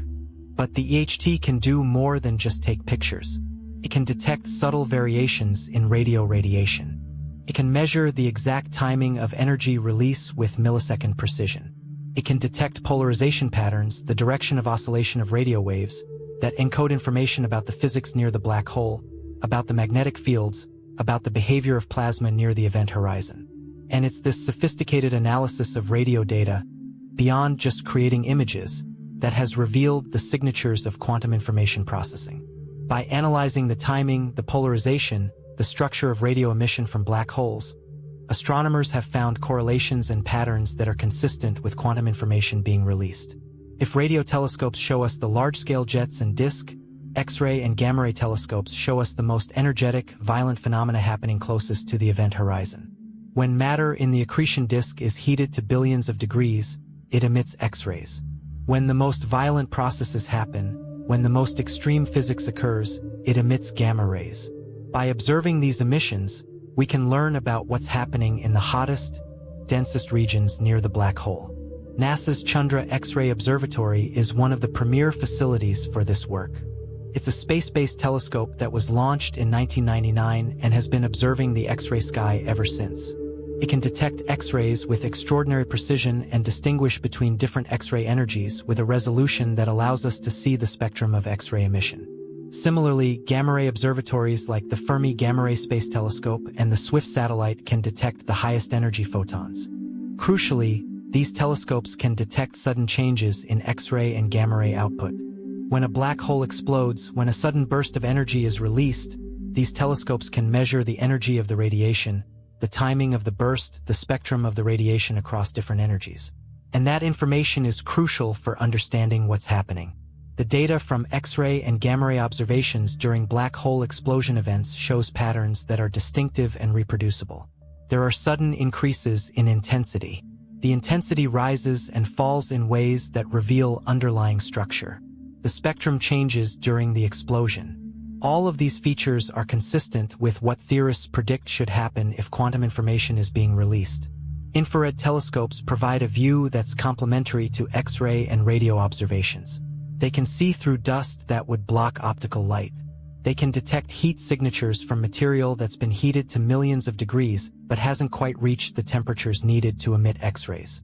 Infrared observations have been particularly valuable for studying black holes in the centers of galaxies, where the central black hole is often obscured by dust. The dust clouds absorb visible light and even ultraviolet light, but infrared radiation can penetrate through the dust. By observing in infrared, astronomers can see past this dust and study the region directly surrounding the black hole. Modern infrared observatories like the Keck telescope in Hawaii and the Very Large Telescope in Chile are capable of observing black holes and measuring their properties in the infrared. During black hole explosion events, infrared observations show sudden changes in the radiation emitted. The energy output increases, the spectrum changes, and these changes provide additional clues about what's happening at the quantum level. And then there are gravitational waves. This is a newer observational technique, but one that's been absolutely crucial for recent discoveries. When massive objects accelerate, they emit ripples in spacetime. Einstein predicted these gravitational waves, but they're so faint and difficult to detect that they weren't directly observed until 2015. Gravitational waves are detected using laser interferometers, devices that split a laser beam into two paths, let the paths travel down perpendicular arms, and then recombine them. If a gravitational wave passes through, it slightly stretches one arm and compresses the other, causing a tiny difference in the path lengths. This difference shows up as a change in the interference pattern when the beams are recombined. The LIGO and Virgo facilities are laser interferometers of this type.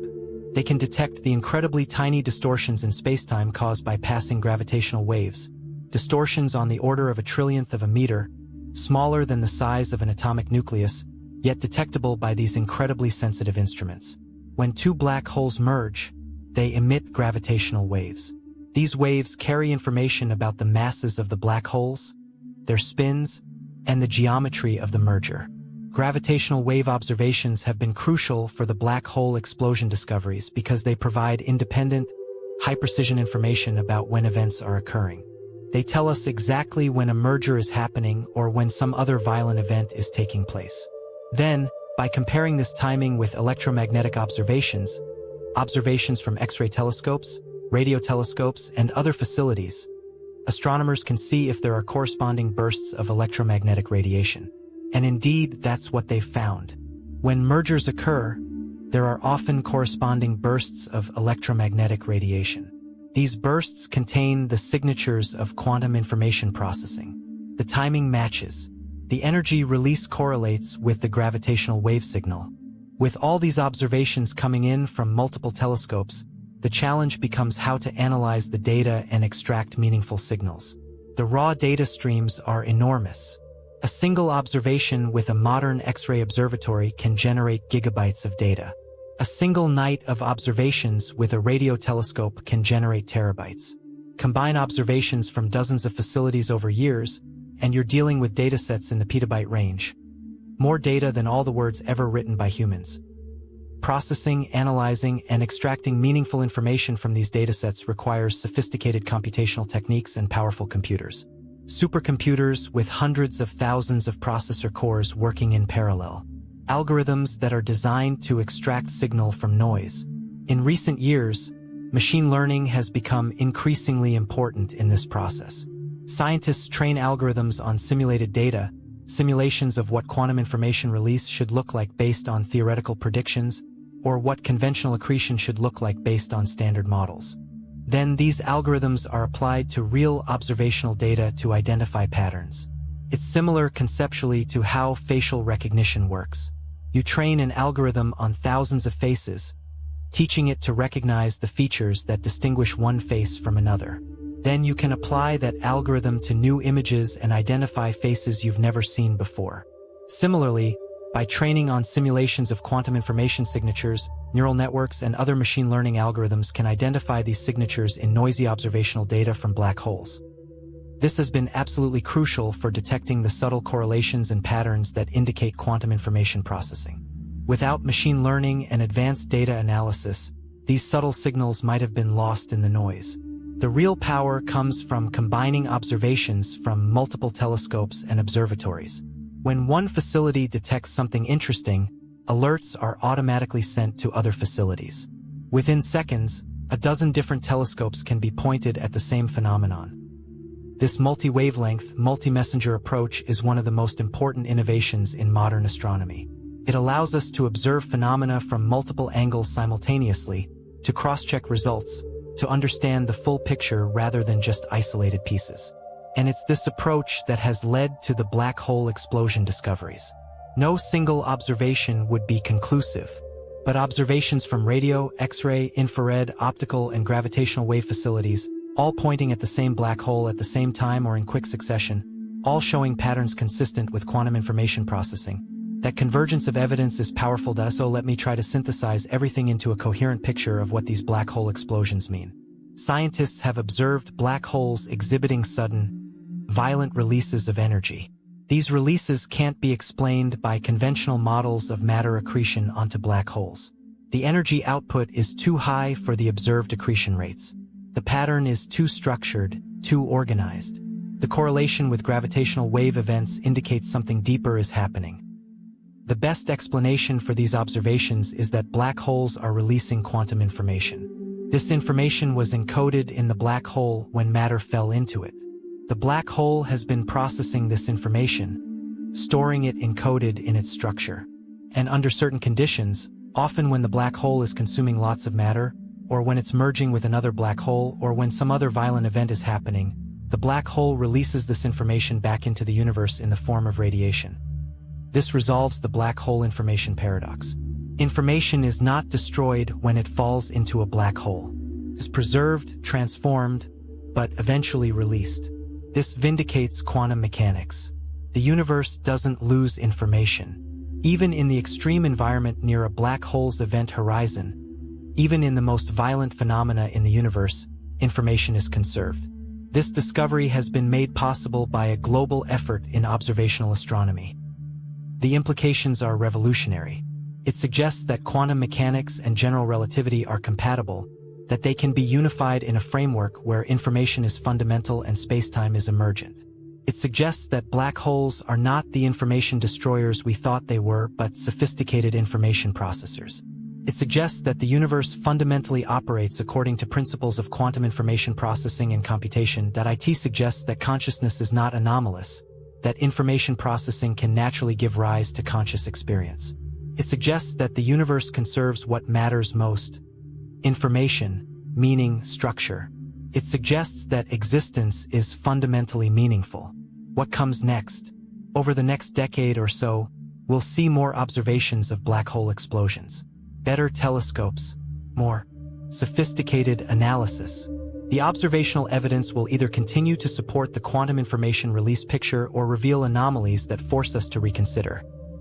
Theoretically, physicists will work on developing more complete theories of quantum gravity that are consistent with these observations. They'll work on understanding how information is encoded in black holes, how it's processed, how it's released. They'll work on connecting quantum gravity to other areas of physics.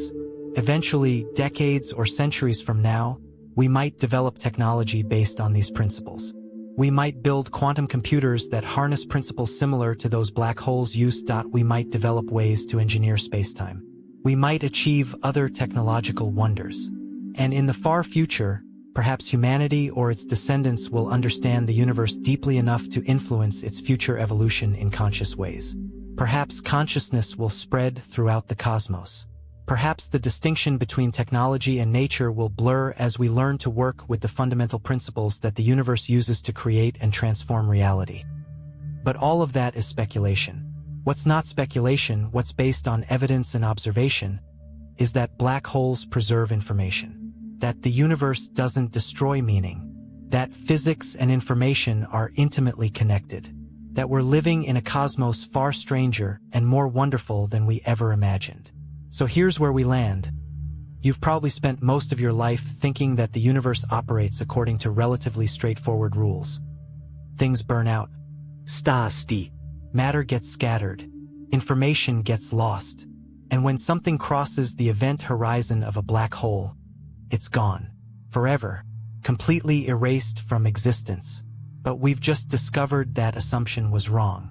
Black holes don't destroy. They preserve. They process. They're not the ultimate garbage disposals of the cosmos, the places where information goes to die. They're something far more sophisticated, far more subtle. They're quantum information processors operating at cosmic scales.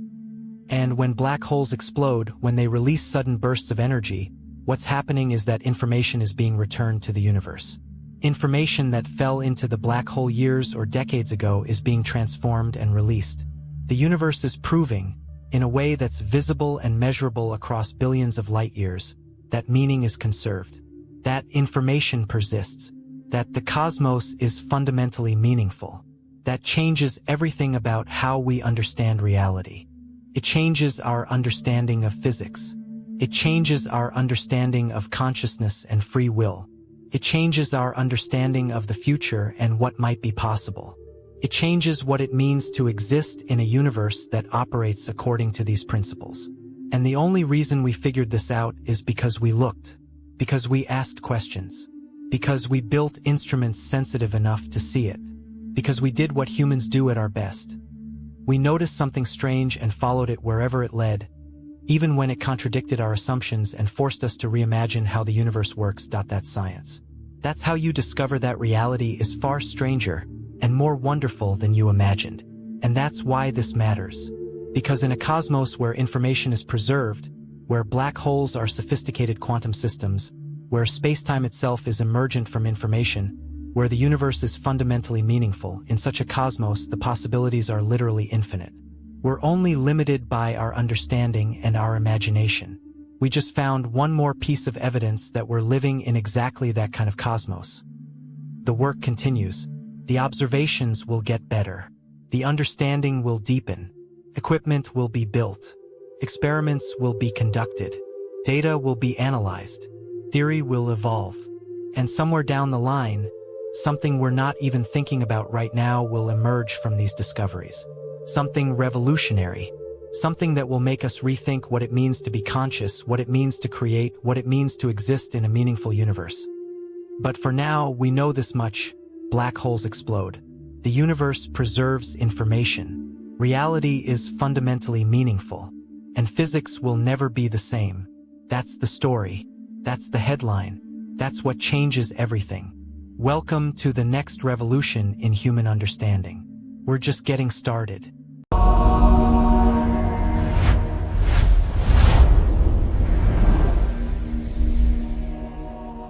There's something happening right now in this very moment that most of humanity has absolutely no idea about.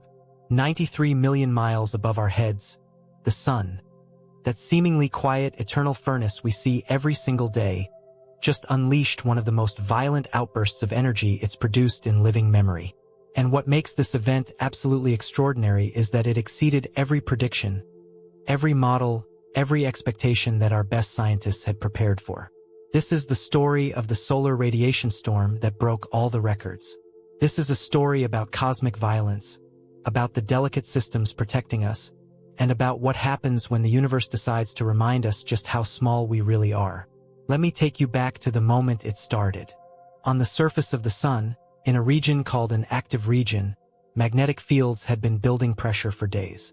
Imagine these magnetic fields like coiled springs, getting tighter and tighter, storing more and more energy with each passing hour.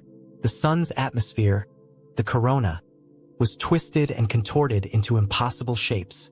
Plasma, that fourth state of matter, hotter than the surface of the sun itself, was being held in place by these magnetic field lines, like invisible ropes restraining an unimaginable force. But here's the thing about pressure. It always seeks release. And when the sun's magnetic field finally reached its breaking point, what happened next was utterly catastrophic. A solar flare erupted. Not just any flare, but an X-class flare, one of the most powerful categories possible. In just 10 minutes, this flare released more energy than all of human civilization uses in an entire year. Think about that for a second. All the electricity flowing through our power grids right now, all the gas burning in our vehicles, all the coal consumed in power plants around the world, all the oil refined into fuel, all the nuclear reactors splitting atoms, all of that combined, for a full year, equals what the sun released in 10 minutes. That's the sheer magnitude we're talking about. The temperature in the flare region skyrocketed to millions of degrees. Atoms were torn apart. Electrons were stripped from their nuclei. The bonds holding matter together were violated. X-rays and gamma rays flooded outward at the speed of light, carrying energy that would make nuclear weapons look like firecrackers by comparison. But that flare was just the opening act. The real event was what came next.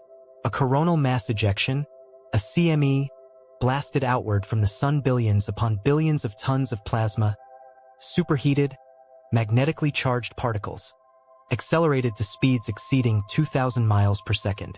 That's not a typo. 2,000 miles per second. If you traveled at that speed, you could reach the moon in 6 seconds. You could circle the entire Earth in about 9 seconds. You could travel from New York to Los Angeles in less than a second. At that velocity, the plasma ejected from the sun tore through the solar wind like a knife through butter, carving out a shock wave as it went, creating a bubble of intense disturbance that expanded outward at nearly the speed of a nuclear explosion. The particles in this CME weren't all traveling at the same speed. The cloud had structure. The fastest particles at the front of the wave were moving at relativistic speeds. That is, speeds where Einstein's special relativity becomes important. The effects of time dilation, length contraction, and the increase of relativistic mass all became significant. Some particles were traveling at 90% the speed of light. Some were faster. These weren't just particles anymore. They were projectiles with cosmic-scale energy, capable of penetrating matter that would normally stop radiation dead in its tracks. Scientists measured proton energies reaching into the hundreds of millions of electron volts. To put that in perspective, the most powerful particle accelerator humans have ever built, the Large Hadron Collider at CERN in Switzerland, accelerates particles to energies in the tera-electronvolt range. But the sun was doing this acceleration naturally, with no technology, no massive infrastructure, just the raw power of its magnetic field and the kinetic energy of the explosion. The sun was, in essence, running a particle accelerator billions of times more powerful than anything humanity has built, and it was doing it without even trying. Now, here's where the story gets absolutely critical for understanding why this event was so unusual and so dangerous. The sun's magnetic field wraps around the entire solar system. The solar wind, a constant stream of particles emanating from the sun, carries this magnetic field outward, creating what we call the interplanetary magnetic field. Normally, this field is relatively weak and benign. It protects us from galactic cosmic rays, those high-energy particles that come from somewhere else in the universe, but it doesn't significantly disrupt our technology or endanger our lives. However, when a CME occurs, everything changes. It carries with it an intense magnetic field, far more powerful than the background field. The field lines in the ejected plasma are so tangled and intense that they form what's called a magnetic cloud. Inside this cloud, the magnetic field strength can be 20 times stronger than the normal interplanetary field. This intense, turbulent magnetic field drives the acceleration of particles to those extraordinary speeds. The particles are accelerated by the shock wave riding in front of the CME. They're accelerated by the magnetic field lines compressed in the ejecta.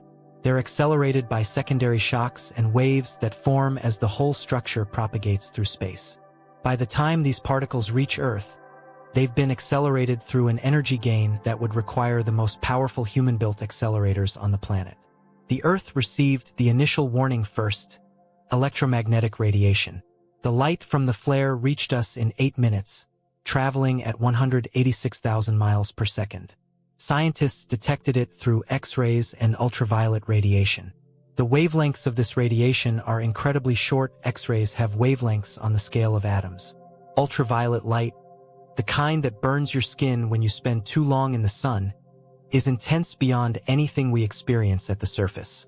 These high-energy photons flooded through space and struck Earth's outer atmosphere. The solar observatories positioned around Earth and in space, SOHO, GOES, the Parker Solar Probe, and others all simultaneously recorded the event.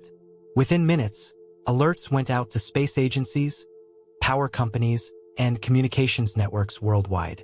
Everyone knew something big was coming. The phones started ringing. Emergency response teams mobilized. Forecasters at NOAA's Space Weather Prediction Center in Boulder, Colorado, immediately issued the highest alert level. But they didn't know just how big this was going to be. The models and predictions, based on historical data and theoretical understanding, suggested a severe event. Everyone braced for impact, but the actual impact would exceed all expectations. The shock wave associated with the CME, traveling at several thousand kilometers per second, reached Earth's magnetosphere in about 3 hours. Scientists and space weather forecasters watched the data in real time, their eyes glued to their monitors, as the instruments showed readings climbing higher and higher. It was like watching a line on a graph that keeps going up, higher than expected, higher than predicted, higher than anything in the recent historical record.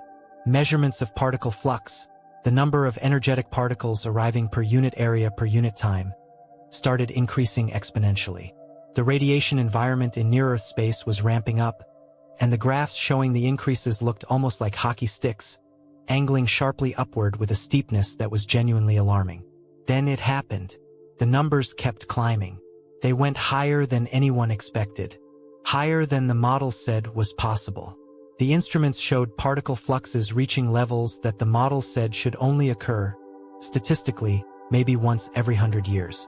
Maybe once every 1,000 years. Some measurements suggested this might be a once-in-several-thousand-years event. The scientists must have looked at their screens in genuine disbelief. They rechecked the data. They verified the instruments were working properly. They compared readings from multiple independent satellite instruments to make sure they weren't looking at instrument error. The readings were real. This event was actually happening, and it was worse than expected. Here's what you need to understand about radiation storms in deep space. The radiation environment in near-Earth space is measured in proton flux units, essentially counting how many high-energy protons are hitting a particular area. During a quiet day, during peaceful solar conditions, the flux might be on the order of just a few protons per square centimeter per second. It's such a low baseline that astronauts don't really have to worry about it. The radiation exposure is minimal, natural, something life on Earth has dealt with for billions of years. But during a radiation storm, that number climbs dramatically. During a moderate storm, it might reach hundreds or thousands of protons per square centimeter per second. During a severe storm, it might reach tens of thousands. During this event, measurements exceeded 100,000 in some places.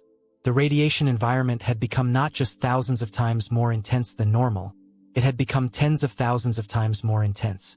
The entire near-Earth space environment had transformed into a radiation hellscape. If you were an astronaut aboard the International Space Station when this happened, you would have experienced something truly surreal and deeply unsettling. In the span of just a few hours, you would have received as much radiation as you normally would in an entire year of spaceflight. Your radiation detectors would have been alarming constantly, beeping insistently with warnings. NASA would have instructed you to shelter in the most protected areas of the station, away from the external walls. The most heavily shielded areas are near the center of the station, surrounded by as much material as possible to absorb and scatter the incoming radiation. The water tanks, the equipment, the structural elements, all of it becomes shielding. Even there, surrounded by as much protection as the station could provide, you'd still be receiving doses that were concerning. And here's something that astronauts have reported during previous extreme solar events, something that's both fascinating and deeply troubling. They could actually see the radiation hitting them. Not metaphorically, literally see it. When a high-energy particle passes through the retina of your eye, traveling at nearly the speed of light, it creates a distinctive flash of light called Cherenkov radiation. It's the optical equivalent of a sonic boom. The particle is moving faster through the medium of the eye than light normally travels through that medium, and the eye produces a photon as a kind of shock response. Cosmonauts aboard Mir have reported seeing these flashes, these brief brilliant streaks in their field of vision. Astronauts on the Moon during the Apollo missions reported them as well. A single particle traveling at near light speed, hitting the back of your eye hard enough to produce a photon of visible light. It's a visceral, direct experience of radiation damage. You're aware, in real time, that each flash represents particles damaging your cells, breaking DNA strands, killing cells outright, potentially causing genetic damage that could manifest as cancer years or decades later. You're literally watching your own radiation exposure happening, one flash at a time. During the worst radiation storms, astronauts report seeing so many of these flashes that their vision becomes disturbed. It's like constant lightning in the darkness. They describe it as disconcerting, even frightening. Imagine floating in space, surrounded by the most advanced protective equipment humanity could design, and still feeling the constant bombardment of subatomic particles, seeing them hit your eyes, knowing that even with all your protection, you're being damaged at the cellular level. The danger wasn't just to astronauts, though. satellites orbiting Earth suddenly found themselves in an extraordinarily hostile environment. The delicate microelectronics that make modern satellites function were exposed to a particle bombardment of unprecedented intensity. Every transistor, every capacitor, every logic gate in every computer on every satellite was being bombarded by high-energy particles. For many satellites, this was an engineer's absolute nightmare scenario, the kind of worst-case event that keeps them awake at night. Each high-energy proton that hit a sensitive electronic component could cause what's called a single event upset, or SEU. Here's how it works. A particle comes screaming through space at near light speed. It hits a transistor, a component so small that it's measured in nanometers. The transistor is basically a gate that either lets current flow or blocks it. An electrical signal passing through a transistor represents either a 0 or a 1 in the language of computers. The transistor is a container for information. When a high-energy proton hits the transistor, it creates a cascade of secondary particles. Electrons are knocked loose. Charge builds up. The state of the transistor flips. A 0 becomes a 1, or a 1 becomes a 0. That single-bit flip might be meaningless. It might occur in some chunk of unused memory. Or it might be catastrophic. It might occur in the bit that tells the satellite's orientation which way is up. It might occur in the bit that controls the transmission power. It might occur in the bit that tells a critical safety system to activate. A single bit flip in the wrong place can cause a satellite to malfunction. GPS satellites, which billions of people around the world depend on every single day for navigation, started experiencing degradation. The constellation of GPS satellites orbits Earth, constantly broadcasting timing signals. A receiver on the ground, your smartphone, your car's navigation system, a surveyor's equipment, picks up signals from multiple satellites. By measuring the time it takes for signals to arrive, the receiver calculates its position. The system is staggeringly precise. Modern GPS can know your location to within a few meters. But during the radiation storm, the electronics in the GPS satellites started to malfunction. The atomic clocks that keep precise time began drifting slightly. The transmitters that broadcast the timing signals became less stable. The data being transmitted became corrupted. The accuracy that people take for granted, that ability to know your location to within a few meters, suddenly became less reliable. In some places, GPS accuracy degraded to tens of meters. For civilians, it wasn't a total loss. The system still worked, but it was noticeable.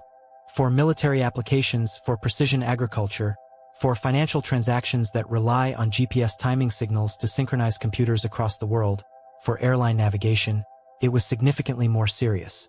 Communications satellites experienced similar issues. A communications satellite is essentially a giant transponder in the sky. It receives a signal from one ground station and retransmits it to another. The signal passes through amplifiers and processing electronics. During the radiation storm, errors in this processing increased. The modulation of the signal, the way information is encoded onto the radio wave, became less stable.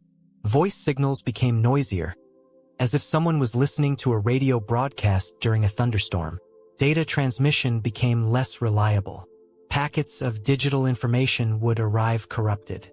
Error correction codes could fix some of the corruption, but during the peak of the storm, the error rate exceeded the correction capability. In some cases, satellite operators proactively reduced their data rates. Instead of transmitting high-definition video, they transmitted standard definition. Instead of transmitting multiple simultaneous calls, they transmitted one. They reduced the quality of service to reduce the impact of radiation-induced errors. It's like a doctor saying to a patient, "We're going to reduce the medication dosage because the side effects are too severe." The satellite operators were essentially asking for less demand on their systems so that the systems could continue to function. Weather satellites, those massive instruments that observe clouds and storms and produce the data that goes into weather forecasts, started showing degradation. The instruments that measure temperature in the atmosphere became less accurate. The instruments that observe wind patterns became less stable. The data streaming from these satellites, data that meteorologists around the world depend on to make weather forecasts, became less reliable. Weather forecasters had to work with degraded data. The uncertainty in their forecasts increased. In some regions, it became noticeably harder to make accurate short-term weather predictions. The economic implications started cascading almost immediately. The loss of GPS accuracy affected agriculture. Farmers using GPS-guided tractors, systems that can plant seeds with meter-level precision, had to switch to less precise guidance. Yields in precision agriculture depend on knowing exactly where to plant and where to apply fertilizer. The degraded GPS accuracy meant less efficient farming. Over the course of a growing season, this adds up to real losses. Airlines flying polar routes, the efficient paths that go over the North Pole on long-distance international flights between North America and Asia, had to make decisions about whether to continue operations or reroute flights. These routes naturally expose crews and passengers to more cosmic radiation because they fly over a region where the magnetosphere is thinner, more porous. The protective bubble of Earth's magnetic field is weaker near the poles. Add in a severe solar radiation storm, and the radiation doses climb significantly. Most airlines continued operations but monitored doses carefully. Flight crews wore radiation dosimeters to track exposure. Dispatchers calculated the radiation dose for each route and made decisions about whether to fly or divert. Some flights were rerouted around the poles, adding hours to the flight time but reducing radiation exposure. The crews received additional radiation exposure during this event. Nothing immediately dangerous, but enough to be concerning for people who fly these routes regularly. Pilots and flight attendants working polar routes accumulate radiation doses over their careers that are higher than the general population. During a severe solar radiation storm, this exposure increases further. The financial impact hit hard as well.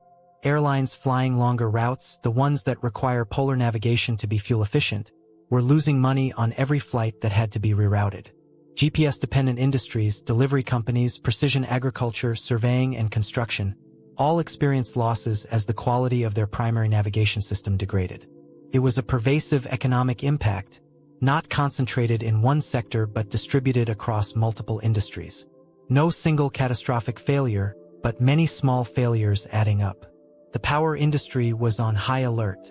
Everyone was thinking about 1989. That was the year that a solar geomagnetic storm knocked out power to the entire province of Quebec, affecting 6 million people. The transformer that steps voltage down from high-power transmission lines to usable levels for homes and businesses are massive pieces of equipment, each one costing hundreds of thousands of dollars. During a severe geomagnetic storm, the changing magnetic field induces currents in these transformers. These currents flow through the windings, and the resistance in the windings causes heating. Multiple transformers were hit by induced currents from the magnetic disturbance. Several of them failed simultaneously. The power system couldn't handle the load redistributed away from the failed transformers. Protective systems kicked in automatically, disconnecting sections of the grid.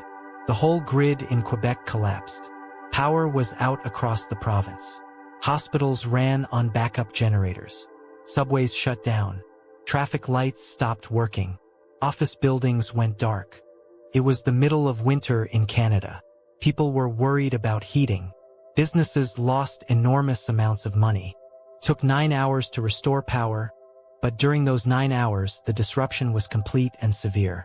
And that was just one province. The 1989 event was a wake-up call for the entire power industry. The power companies learned from that event. They've implemented monitoring systems. They watch the solar activity and the state of Earth's magnetosphere in real time. Satellites monitor the interplanetary magnetic field. Ground stations measure the Earth's magnetic field.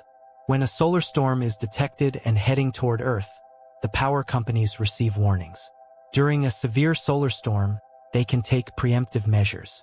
They can reduce loads on vulnerable sections of the grid. They can disconnect large equipment that might be damaged.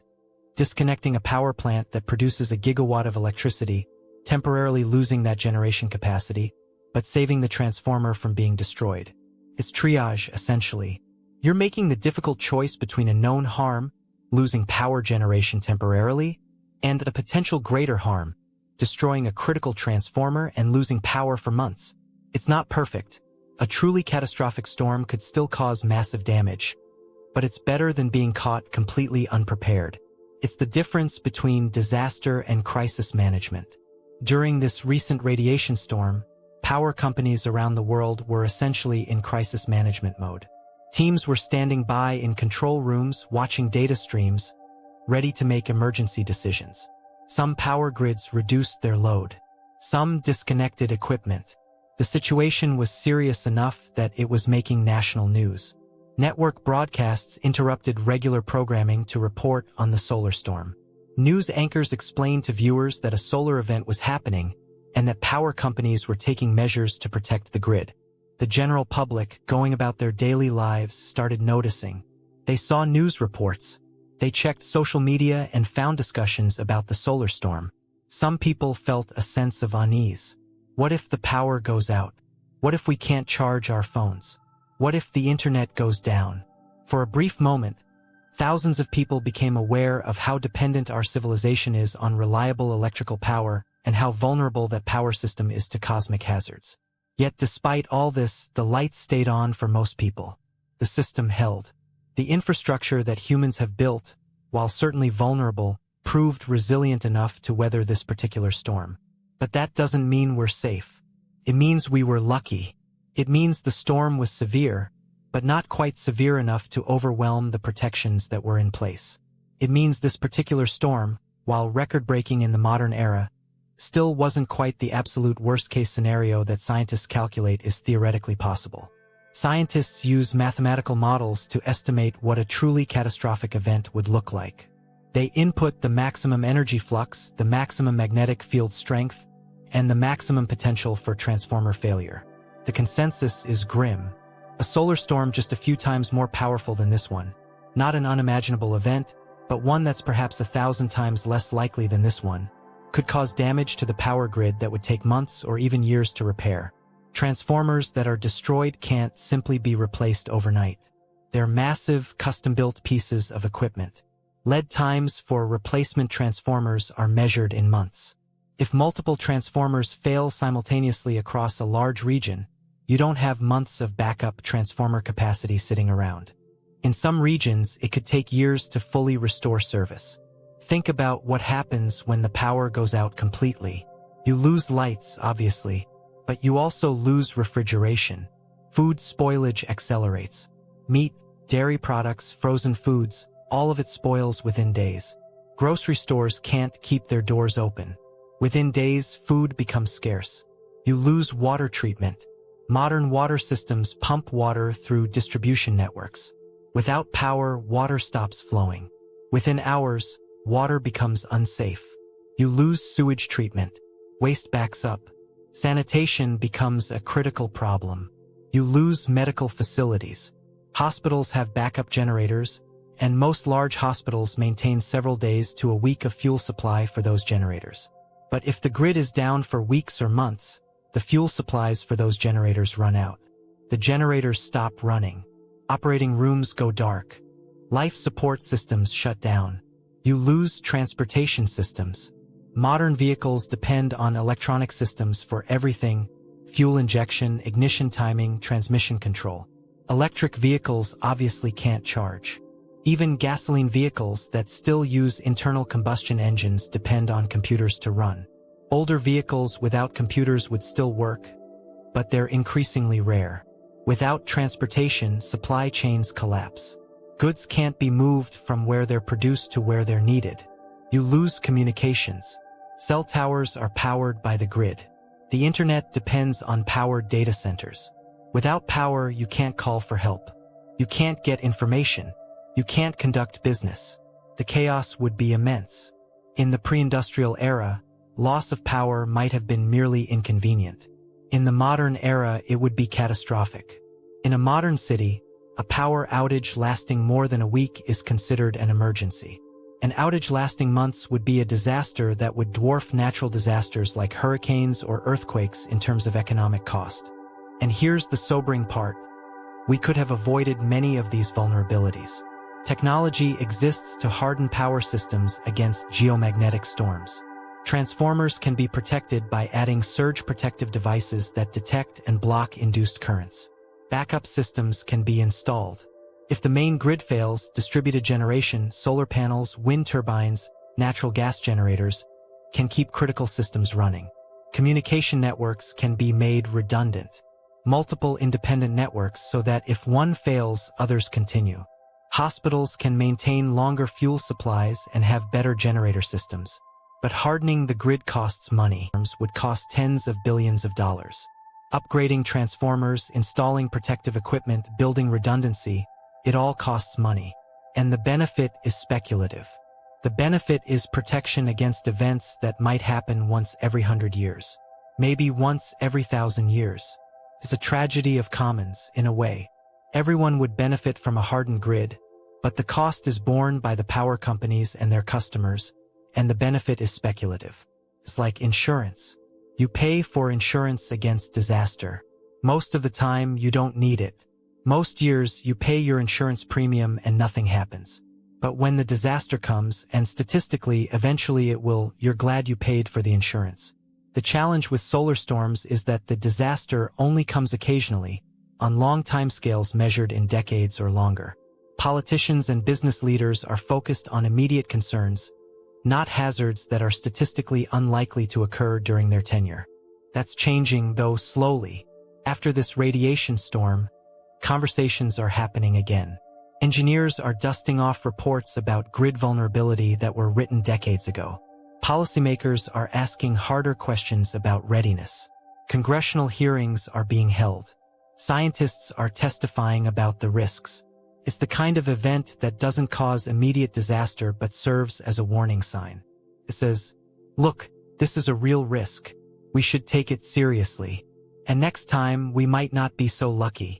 The radiation storm itself provides crucial scientific data. Before this event, we had direct measurements of solar radiation extending back about 50 years. We have satellite data from the beginning of the space age in the 1950s. We know about the severe storms of 1989, 2003, and other notable events. But predictive models are always uncertain, especially when extrapolating beyond the range of direct observations. This event, by surpassing expectations, gave scientists new information about the true limits of solar activity. It pushed the boundary of what we think is possible. The question becomes, how extreme can solar radiation storms actually get? Historically, we have evidence from other sources. Ice cores contain trapped particles called cosmogenic isotopes. When a solar radiation storm hits Earth, it creates additional ionization in the atmosphere, which leads to increased production of isotopes like carbon-14 and beryllium-10. By analyzing ice cores from thousands of years ago, scientists can identify periods when particularly intense radiation storms probably occurred. The evidence suggests that there have been events far more powerful than what we've directly observed in the modern era. The most famous historical event is the Carrington event of 1859. In early September of that year, astronomers observed an enormous solar flare. It was visible without telescopes, a remarkable rarity. The brightness was so intense that the explosion on the sun could be seen in white light against the bright background of the sun itself. The flare was followed by a global magnetic storm of extraordinary intensity. Aurora displays were visible across the entire Earth, even at the equator. Imagine being at the equator, where the aurora is never normally visible, and seeing brilliant curtains of green and red light dancing across the night sky. It would have been absolutely extraordinary. The telegraph systems, which were the high technology of the day, literally caught fire. Operators reported that their equipment sparked spontaneously. Wires became too hot to touch. In some cases, telegraph batteries were disconnected, yet current continued to flow through the wires, driven by the induced currents from the geomagnetic storm. The wires themselves became conductors of the induced currents. The systems experienced what appeared to be self-powered currents flowing through them, even when they weren't connected to their normal power sources. A system designed to operate on a few volts of direct current was suddenly subjected to hundreds or thousands of volts of induced alternating current. The insulation melted. The conductors overheated. The systems failed. If an event of Carrington magnitude happened today, the damage would be almost incomprehensible. Power grids across entire continents could fail. The failure cascade could be so severe that it would take months or even years to fully restore. The economic disruption would be immense. Estimates from researchers at the National Academy of Sciences suggest the economic damage could exceed $1 or $2 trillion. Some projections go even higher, claiming the damage could exceed $3 trillion. For context, that's a significant fraction of the total GDP of the United States. It would be economically devastating, far more damaging than any natural disaster humanity has experienced in modern times. There's a fascinating question about why we haven't experienced a Carrington-level event in the modern era. Is it just luck? Or is there something about the current solar activity that makes such extreme events less likely? Scientists don't have a definitive answer. The statistical probability of such events is low but not zero. Over a span of centuries, such events are virtually certain to occur. The fact that we've had such good luck in the modern era, with our technology dependent on electrical power, is fortunate. But it's not guaranteed to continue. Some evidence suggests that we might be entering a period of unusually high solar activity. Cycle 25, which is the current solar cycle, was initially predicted to be relatively modest. Space weather forecasters expected a cycle similar to the last one, with moderate activity. But early indicators are suggesting something different. The number of sunspots is climbing faster than expected. The strength of the solar magnetic field appears to be increasing. Activity is ramping up more aggressively than the models predicted. Active regions are appearing with increasingly complex magnetic field configurations. Some researchers have speculated that we might be entering a period called the grand solar maximum, a phenomenon where the sun remains unusually active for decades or even centuries. The last clear example was the medieval maximum, which occurred around 900 to 1100 AD. During that period, sunspot counts were extremely high. Solar activity was elevated. Before that, the Maunder minimum from 1645 to 1715 was a period of unusually low solar activity. Very few sunspots were observed. Solar flares were rare. The solar wind was weaker. Interestingly, the Maunder minimum coincided with the Little Ice Age, a time of cooler climate in Earth's history. The connection between solar activity and Earth's climate is complex and not completely understood, but the correlation is suggestive. Some climate scientists have proposed mechanisms linking solar activity to climate. When the sun is less active, there's more cosmic ray ionization in the upper atmosphere. More ionization leads to more cloud formation. More clouds lead to more reflection of sunlight, which cools the planet. When the sun is more active, more cosmic rays are deflected, fewer clouds form, and the planet warms. Other scientists are skeptical of this mechanism, pointing out that the effect size is too small to account for the observed climate changes. The debate continues, but the historical correlations are intriguing. They suggest that solar activity does influence Earth's climate, at least to some degree. If we are indeed entering a grand solar maximum, the implications are significant. We would expect more solar flares, more CMEs, more radiation storms. The statistical probability of experiencing a Carrington-class event becomes much higher. Instead of worrying about a 1 in 100 years probability, we might be looking at a 1 in 30 years or 1 in 20 years probability. Over a century, the chances of experiencing multiple extreme events become substantial. We might experience 2 or 3 Carrington-level events in a century, compared to the historical rate of perhaps 1 event per century or less. This is why the recent radiation storm is so important from a preparedness perspective. It's a data point that helps us understand what the sun is capable of doing. It helps us refine our models. It provides real-world testing of our protective systems and forces us to examine our vulnerabilities.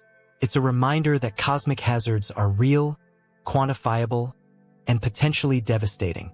The measurement and monitoring of solar activity has come a long way since the Carrington event. In 1859, astronomers observed the flare visually with telescopes. They saw the bright outburst in white light. They noted the timing, but they had no quantitative measurements of energy, no data about particle flux, no information about magnetic field strength. Their observations were limited to what they could see and infer from the telegraph failures. Now we have satellites dedicated specifically to observing the sun. The Solar Dynamics Observatory, launched by NASA in 2010, captures high-resolution images of the solar atmosphere in multiple wavelengths. It observes the solar corona, the solar transition region, and the photosphere. It measures magnetic field strength. It watches for flares and tracks their progression. The Parker Solar Probe, launched in 2018, is actually orbiting through the solar corona, measuring conditions there directly. It comes closer to the Sun than any spacecraft humanity has ever built. At its closest approaches, it's less than 4 million miles from the solar surface, incredibly close in cosmic terms. SOHO, the Solar and Heliospheric Observatory, a joint mission between NASA and the European Space Agency, has been orbiting at the L1 point between Earth and the Sun for decades. It watches the Sun and monitors CMEs continuously. The moment a CME starts to eject from the Sun, SOHO detects it. Scientists can see the structure of the ejecta, the intensity, the direction. If it's Earth-directed, warnings can be issued. GOES satellites, positioned above the equator in geostationary orbit, continuously measure the radiation environment in near-Earth space. These satellites have instruments that detect solar energetic particles, measure the magnetic field, and track the state of Earth's magnetosphere. All of these assets feed real-time data to space weather forecasting centers. The Space Weather Prediction Center, part of NOAA, operates similarly to how meteorological centers forecast weather, except they're forecasting solar weather. Meteorologists predict rain and thunderstorms using complex mathematical models that simulate the physics of the atmosphere. Space weather forecasters predict solar flares and radiation storms using complex mathematical models that simulate the physics of the sun and the solar wind. It's an imperfect science. We can't predict the precise moment when the sun will flare any more than meteorologists can predict the exact timing of rain weeks in advance. But the forecasters can identify when conditions are favorable. They recognize active regions with high-complexity magnetic fields that are more likely to produce flares. They watch how these regions evolve. When the magnetic field becomes sufficiently stressed and twisted, they issue alerts and watches. They use terminology similar to tornado watches and severe weather watches. A watch means conditions are favorable for an event. A warning means an event is happening now. The recent radiation storm was predicted, at least in its general form. When the CME was observed blasting away from the sun by SOHO, satellites detected it almost immediately. Scientists recognized that it was Earth-directed. Warnings were issued, not just to space agencies but to commercial enterprises as well. Airlines were notified. Power companies were alerted. Satellite operators were prepared. Contingency plans were activated. But the intensity of the event exceeded expectations. The particle fluxes were higher than predicted models suggested. The energies of the particles were higher. The duration of the event was extended. That's the challenge with space weather forecasting. You can predict that something is coming, but the magnitude is harder to pin down. It's like weather forecasting. You can predict that a storm system is coming, but exactly how strong it will be, exactly where it will hit, exactly how much rain it will drop, those are harder to pin down, and even small errors in the forecast can have large consequences for warning and preparation. Let's talk about the actual mechanisms that make radiation storms so dangerous to technology. Spacecraft and satellites operate in an environment where cosmic rays, high-energy particles from space, are constantly present. The magnetic field of Earth and the atmosphere of Earth provide some shielding, but in orbit, the radiation environment is more intense than on the surface. The magnetosphere shields us from the solar wind during quiet times, but during a radiation storm, the shielding becomes less effective and we're exposed to far more particles. Spacecraft are shielded, but the shielding is never perfect. When a high-energy particle hits shielding material, aluminum, lead, or whatever material surrounds the sensitive electronics, the shielding stops the particle. But the particle's energy doesn't just disappear. It gets transferred to the material. The particle creates a cascade of secondary radiation. Electrons are knocked loose from atoms. Photons are produced. X-rays are generated. In some cases, the shielding actually makes things worse, creating secondary radiation that's more penetrating than the original particle. The internal electronics of satellites are built using transistors so small that they're vulnerable to radiation effects. Modern transistors have dimensions measured in nanometers, billionths of a meter. A human hair is about 100,000 nanometers thick. These transistors are so small that a single high-energy particle passing through one can flip a bit in memory. Modern spacecraft have error correction systems that can detect and fix some of these errors. The most advanced systems use triple redundancy, storing the same bit of information in 3 different locations. If one bit is corrupted, the other 2 can vote and correct it. But during a severe radiation storm, the error rate can exceed the correction capability. Data gets corrupted faster than the error correction can fix it. Computers malfunction. In extreme cases, components can be permanently damaged. The degradation of GPS signals during the radiation storm is a perfect example of how these effects cascade through technology and impact the real world. GPS works by satellites orbiting Earth at an altitude of about 20,000 kilometers. These satellites carry atomic clocks, the most precise timekeeping devices ever created. The clocks are so accurate that they lose or gain only 1 second in millions of years. These satellites constantly broadcast timing signals. The signal carries information about what time it is, according to the satellite's atomic clock, and what the satellite's position is. A receiver on the ground, your smartphone, your car's navigation system, a surveyor's equipment, picks up signals from multiple satellites. The receiver doesn't have an atomic clock.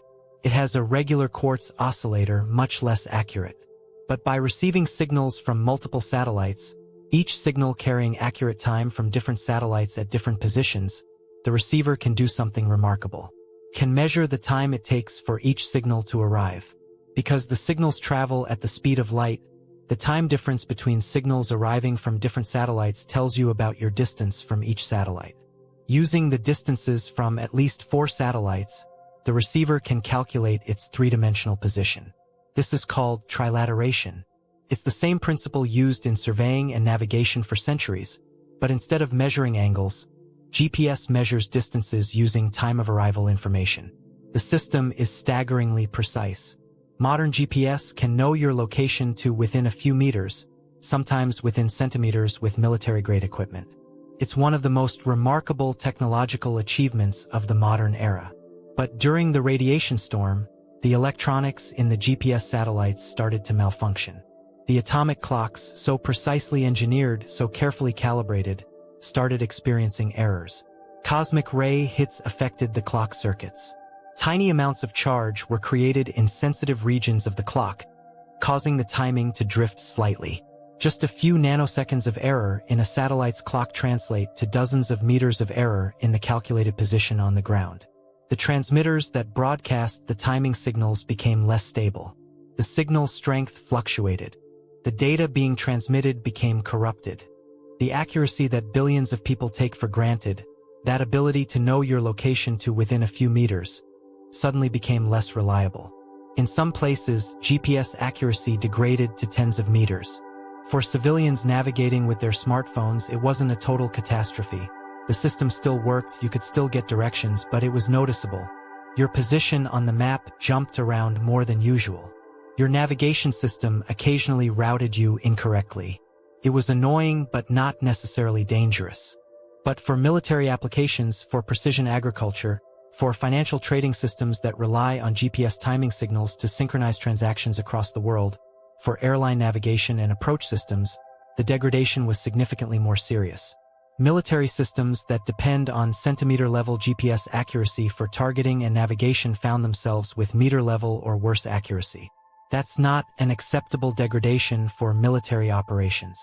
Precision agriculture depends on GPS guidance to apply exactly the right amount of fertilizer to exactly the right locations in a field. During the radiation storm, the guidance system's accuracy degraded. Fertilizer was applied in the wrong places. Coverage was uneven. Crop yields suffered. Over the course of a growing season, this adds up to real losses, thousands of dollars per farm. Financial trading systems use GPS time signals to synchronize trades across the world. When different trading centers have slightly different times, small discrepancies can arise. Traders can exploit these discrepancies for profit. The synchronization provided by GPS timing prevents this. When GPS timing became less accurate, the synchronization suffered. Trading systems had to revert to less precise timing sources. The ability to execute certain types of trades was reduced. Communications satellites experienced similar issues. A communications satellite is essentially a giant repeater in the sky. It receives a signal from one ground station and retransmits it to another. Or it receives signals from many ground stations simultaneously and retransmits them to other ground stations. The signal passes through amplifiers and processing electronics. During the radiation storm, errors in this processing increased. Each radiation hit in a sensitive circuit could cause a bit flip, corrupting the data. The modulation of the signal, the way information is encoded onto the radio wave, became less stable. Voice signals became noisier, as if someone was listening to a radio broadcast during a thunderstorm. The quality of calls degraded. Data transmission became less reliable. Packets of digital information would arrive corrupted. Error correction codes built into the data transmission systems could fix some of the corruption, but during the peak of the storm, the error rate exceeded the correction capability. Data got corrupted faster than it could be corrected. In some cases, satellite operators proactively reduced their data rates. Instead of transmitting high-definition video, they transmitted standard definition or even lower quality video. Instead of transmitting multiple simultaneous phone calls through a single satellite transponder, they transmitted just one. They reduced the quality of service to reduce the impact of radiation-induced errors. It's not ideal, customers notice and complain, but it's better than having the system fail completely. Weather satellites, those massive instruments that observe clouds and storms and produce the data that goes into weather forecasts, started showing degradation. The instruments that measure temperature in the atmosphere use radiation sensors. During a radiation storm, the sensors themselves are hit by radiation. The detectors can misinterpret radiation hits as temperature signals. The temperature measurements become corrupted. The instruments that observe wind patterns measure atmospheric motion by tracking features in clouds. Radiation hits in the imaging electronics create artifacts that look like features, confusing the system. The data streaming from these satellites, data that meteorologists around the world depend on to make weather forecasts, became less reliable. Weather forecasters had to work with degraded data. The uncertainty in their forecasts increased. They had less confidence in their predictions. In some regions, it became noticeably harder to make accurate short-term weather predictions. The National Weather Service issued notices about reduced forecast skill due to satellite degradation. Public forecasts became less certain. The recent radiation storm actually served as a valuable test. How did our satellites perform? Which systems showed unexpected vulnerabilities? Which protective measures worked as designed and which failed? These are crucial questions, and the answers we get from analyzing this event will make us better prepared for future storms. Engineers will examine satellite telemetry. They'll identify which components failed and why. They'll design better protection for future satellites. There's also the question of satellite repair and replacement. When a satellite is damaged, it can't be easily fixed. You can't send a technician up to space to repair it. You have to wait until a replacement satellite is ready. Most satellites now have spares in orbit or in development.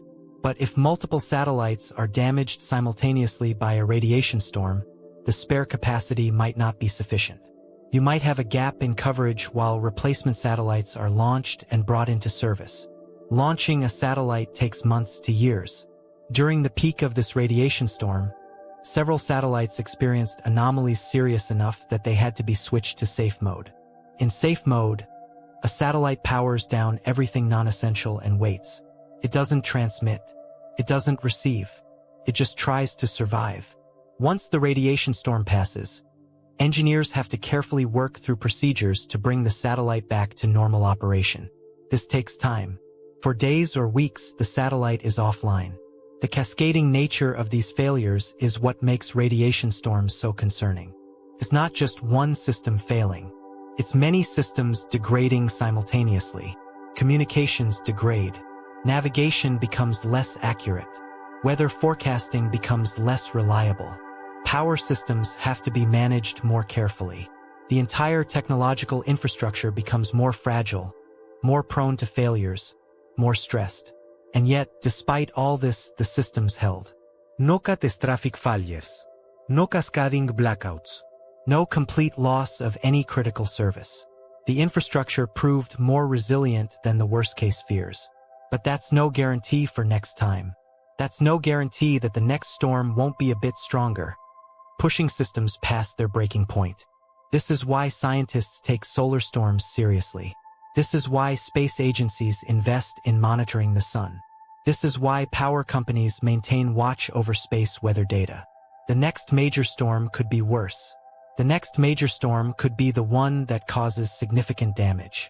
And there's no way to prevent solar storms. We can't go up to the sun and ask it to please stop producing flares.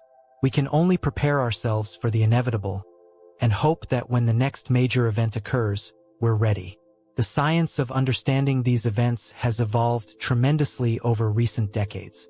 We've gone from visual observations by astronomers to continuous satellite monitoring, real-time particle detection, and sophisticated computer models.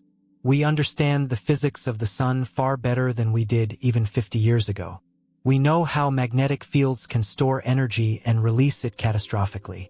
We know how shock waves accelerate particles. We know how the solar wind interacts with Earth's magnetosphere. But there's still much we don't understand.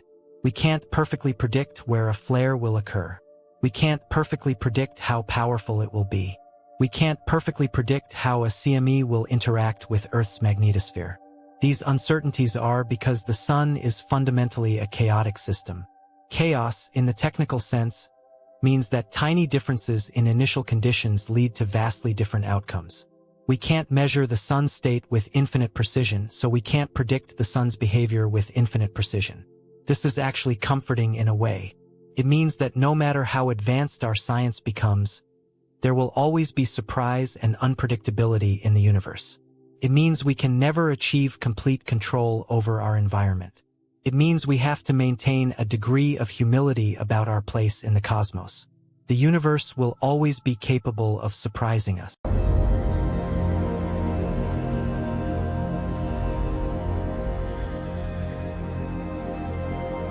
One of the most profound things about being alive in this universe is that you don't have to understand quantum mechanics to know that something fundamental is missing from our picture of reality.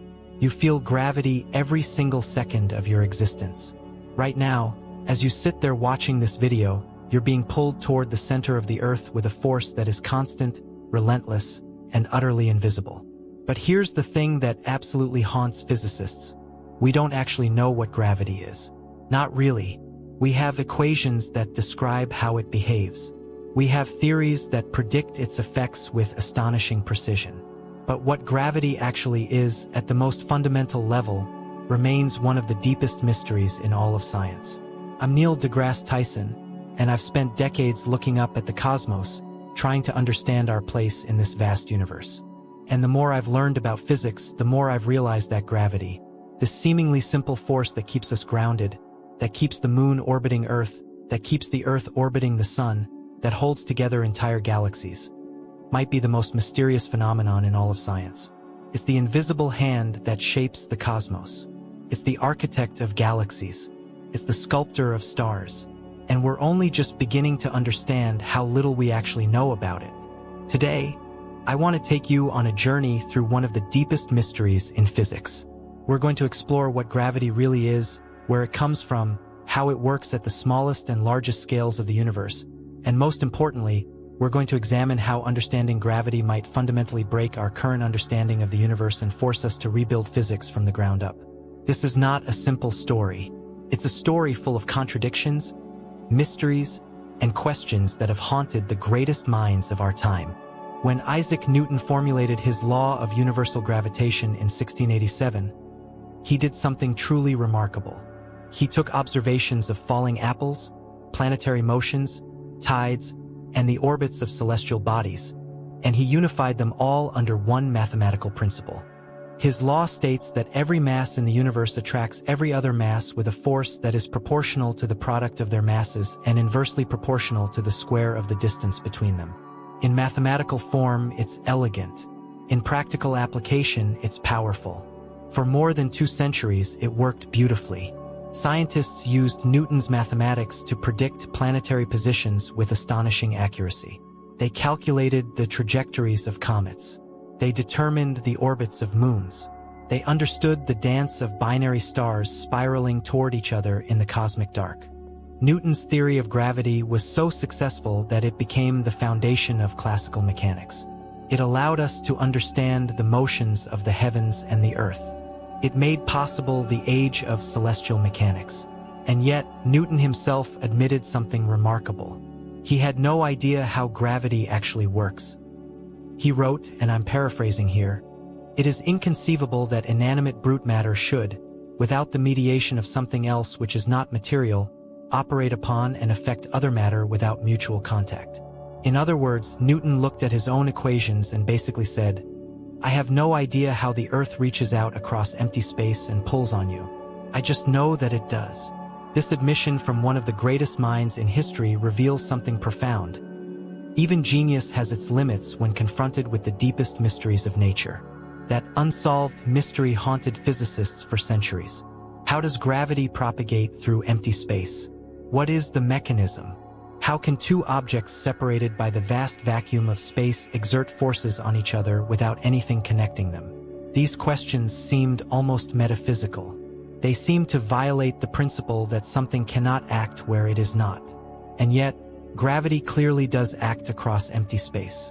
The sun's gravity reaches across 93 million miles of empty space to hold the Earth in orbit. And billions of years ago, when the sun was born, it wasn't close to the Earth. It was a collapsing cloud of gas and dust. Gravity acted across that entire cloud, pulling it together, concentrating it, heating it, until nuclear fusion ignited in its core. Then, in 1915, Albert Einstein revolutionized our understanding of gravity with his theory of general relativity. And instead of thinking of gravity as a force, Newton's invisible hand pulling objects together, Einstein showed us something far more profound and far more strange. He showed us that gravity is not a force at all. It's geometry. It's the shape of space-time itself. Imagine space-time as a rubber sheet stretched out in all directions. It's smooth, it's flexible, and it extends infinitely. Now place a bowling ball in the center of that sheet. The ball doesn't push down on the sheet with some mysterious force. Instead, its mass warps the very fabric of space-time around it. The sheet curves and bends. It develops a depression, a valley around the ball.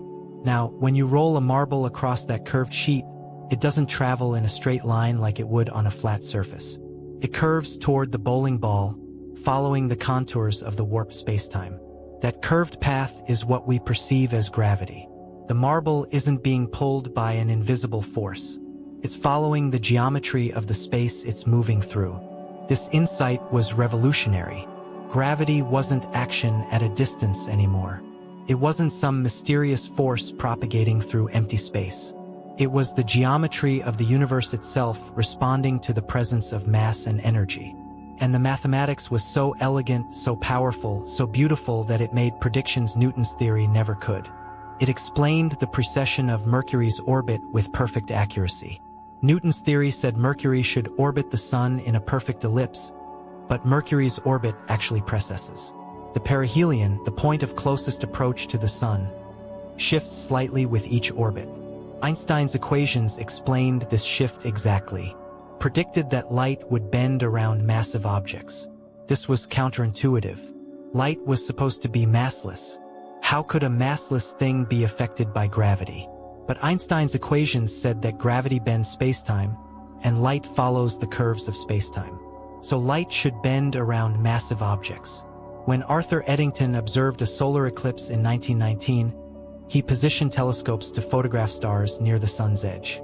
According to Einstein's predictions, the sun's gravity should bend the starlight, making the stars appear to shift from their normal positions. When Eddington analyzed the photographs, he found exactly this shift. The starlight had bent around the sun just as Einstein predicted. In one moment, Einstein went from being a brilliant but relatively unknown theoretical physicist to being a world-famous figure. The headline in the Times of London read something like, "Revolution in Science, New Theory of the Universe." And it was true. Einstein had revolutionized our understanding of gravity and spacetime. But here's where things get really interesting, and where I want you to pay close attention, because this is where gravity starts to reveal cracks in the foundation of physics. This is where gravity begins to threaten to break the universe. In the 1960s and 1970s, a brilliant physicist named Stephen Hawking made a discovery that seemed impossible. He combined Einstein's gravity with quantum mechanics, and what emerged was something that shattered our understanding of black holes forever. Black holes, Einstein's theory predicted, should be completely black. Once something crosses the event horizon, the point of no return, nothing can escape, not even light. But Hawking showed that black holes are not completely black. They emit radiation, they have a temperature, they have entropy, and remarkably, they can evaporate completely. This Hawking radiation, as it came to be known, was the first significant hint that gravity and quantum mechanics are fundamentally incompatible at the deepest levels. Here's why. Quantum mechanics says that at the smallest scales, at the Planck scale, about 10 to the minus 35 meters, which is almost incomprehensibly small, reality becomes probabilistic. Particles don't have definite positions and momenta. They exist in a cloud of probability. They can be in superposition in multiple states at once until measured. But Einstein's gravity, his general relativity, describes a smooth, continuous spacetime. These two pillars of modern physics tell completely different stories about how reality works. At the event horizon of a black hole, where gravity becomes infinitely strong, quantum effects become crucially important, and these two theories collide head-on. Something has to give. Scientists have been trying for decades, centuries really if you count from Newton onward, to reconcile these two incompatible theories. Some propose string theory, which suggests that fundamental particles aren't points but tiny vibrating strings. Others suggest loop quantum gravity, where spacetime itself is quantized into discrete loops. Still others propose that spacetime is an illusion, emerging from something more fundamental, perhaps from pure information, perhaps from quantum entanglement, perhaps from something we haven't even conceived of yet. But here's the thing, we don't know which, if any, of these approaches is correct. And that's the first hint that gravity might allow us to break the universe, by revealing the deepest contradictions in our understanding of nature. But wait, there's more. Much more.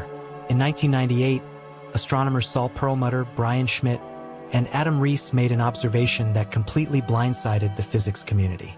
They were studying type Ia supernovae, these brilliant cosmic explosions that occur when a white dwarf star, the remnant of a sun-like star, pulls material from a companion star. Type Ia supernovae have a peculiar property. They have roughly the same intrinsic brightness, the same absolute magnitude. This makes them excellent, standard candles for measuring cosmic distances. If you know how bright something actually is intrinsically, and you measure how bright it appears from Earth, you can calculate how far away it is.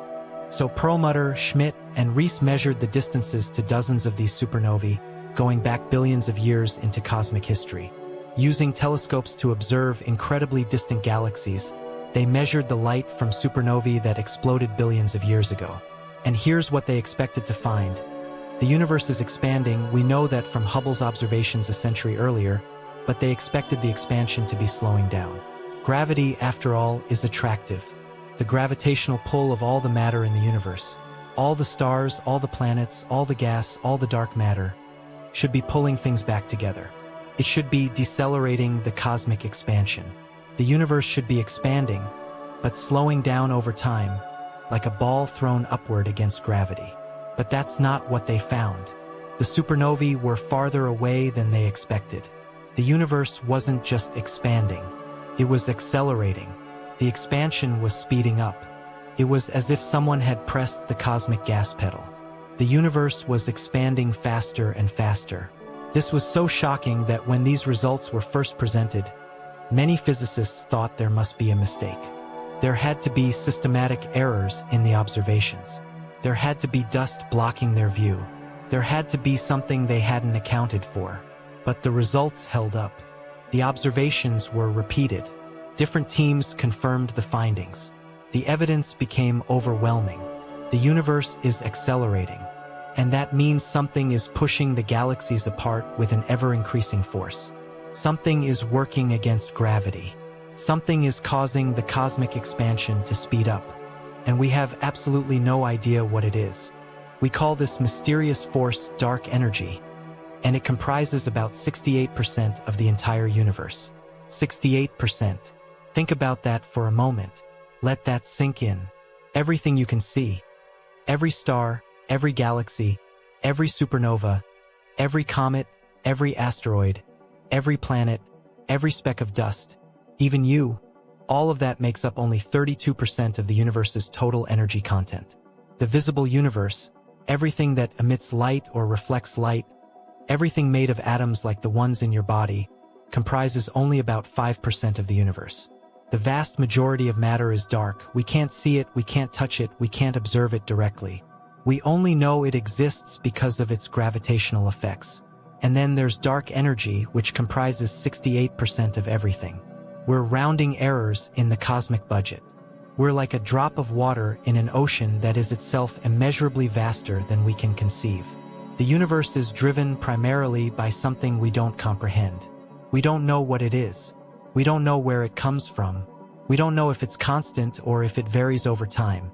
And this should terrify and humble every physicist on Earth.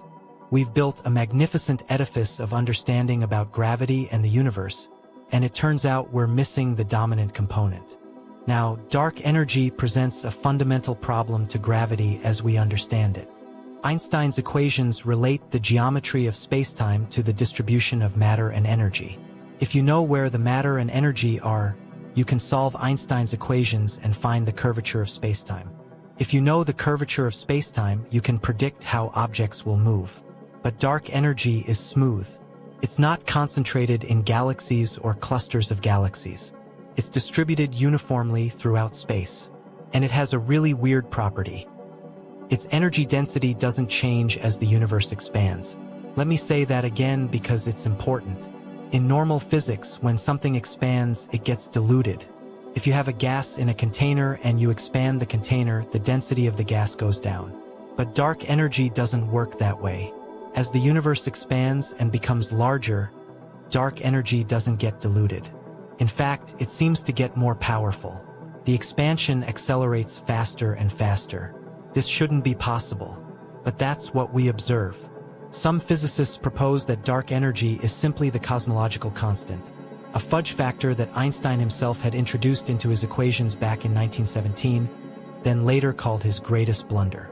The cosmological constant is just a form of energy inherent to spacetime itself, present everywhere and forever, unchanging throughout the history of the universe. But this creates an enormous problem called the cosmological constant problem, one of the biggest unsolved mysteries in physics. It's so fundamental, so troubling, that it might be the key to unlocking a whole new level of physics. Quantum field theory, when applied to the vacuum, empty space, predicts that the vacuum should have enormous energy density. The calculations suggest it should be about 10 to the 120 power times larger than what we actually observe. That's 1 followed by 120 zeros. To give you a sense of scale, there are only about 10 to the 80 atoms in the observable universe. There are more zeros in the predicted vacuum energy than there are atoms in the entire universe. It's not like being off by a little bit. It's not being off by a factor of 1,000 or a million or a billion. It's off by 10 to the 120. It's the most catastrophic disagreement between theory and observation in the entire history of science. It's so bad that physicists have mostly stopped talking about it in public because it makes us sound crazy. But privately, it haunts them. It haunts me.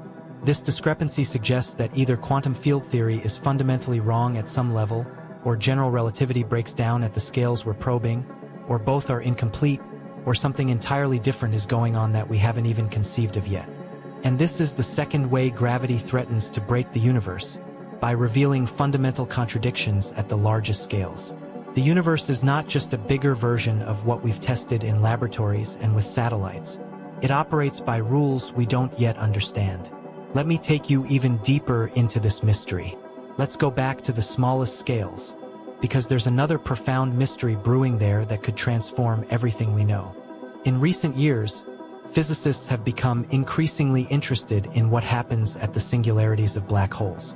The singularity is that point of infinite density at the center of a black hole, where all the matter has been compressed to an infinitely small volume, where the curvature of spacetime becomes infinite. It's where general relativity breaks down completely. The equations blow up. You get infinities everywhere. And infinities in physics are usually a sign that you're pushing your theory beyond its domain of validity. It's like trying to use Newton's laws to describe the collision of two particles at the speed of light. The equations don't work. They give nonsensical answers. Now, according to Einstein's theory, once you cross the event horizon of a black hole, you're doomed. Your fate is sealed. Nothing can escape. Not even light. Not even you. Time and space swap roles inside the event horizon. You can move toward the future, and the future points toward the singularity. You can no longer escape the singularity any more than you can escape tomorrow. Your inevitable future is the singularity. But if gravity, as Einstein described it, is all there is, then that singularity is a real physical thing. It's a place where our physics completely fails. It's a place where the universe breaks. But what if gravity doesn't have the final word? What if, at the smallest scales, at the Planck scale, quantum effects become so important that they dominate? What if, as you approach the singularity, quantum gravity effects become so strong that they prevent the singularity from ever forming? This is speculative, absolutely speculative, but some physicists have proposed models where black holes don't actually contain true singularities. Instead, quantum effects might create a firewall, a region of incredibly intense energy at the event horizon. Or perhaps quantum gravity effects create a bounce at a Planck scale radius, bouncing matter back outward before it can form a singularity. Or perhaps the black hole evaporates via Hawking radiation without ever developing a true singularity. If this is true, if quantum gravity naturally prevents singularities from forming, then it means that gravity, combined with quantum mechanics, naturally prevents the universe from breaking. Prevents infinities from appearing. It prevents the mathematical structure of spacetime from developing true singularities. It regularizes itself. That's beautiful. That's elegant. That's what we'd hope to find in a truly fundamental theory. But it also means we need a theory of quantum gravity to understand black holes properly. And we don't have one yet. Now, let's talk about something that really keeps me awake at night. The possibility that gravity itself might be emergent. That spacetime and gravity might not be fundamental at all. Over the past 2 decades, a growing number of physicists have entertained a radical idea. And when I say radical, I mean it challenges the very foundation of how we think about physics. What if spacetime and gravity are not fundamental? What if they emerge from something more basic, something we haven't discovered yet? This isn't the ravings of pseudoscientists. This is being explored by serious physicists at serious institutions. This idea is inspired, in part, by the ADS/CFT correspondence discovered by one Meldesena in 1997. ADS stands for anti-de Sitter space, a particular type of curved spacetime. CFT stands for conformal field theory, a quantum field theory without gravity. Meldesena discovered something astonishing. A gravitational theory in anti-de Sitter space is mathematically equivalent to a quantum field theory in a lower dimensional space without gravity. It's like a hologram. The three-dimensional gravitational theory is like a hologram of the two-dimensional quantum field theory. All the information in the gravitational theory is encoded in the lower dimensional field theory. This correspondence is not just a mathematical curiosity. It suggests that gravity might be emergent. It suggests that if you have the right quantum field theory living on the boundary of spacetime, gravity emerges in the bulk. It's like the way temperature emerges from the motion of molecules. Individual molecules don't have temperature.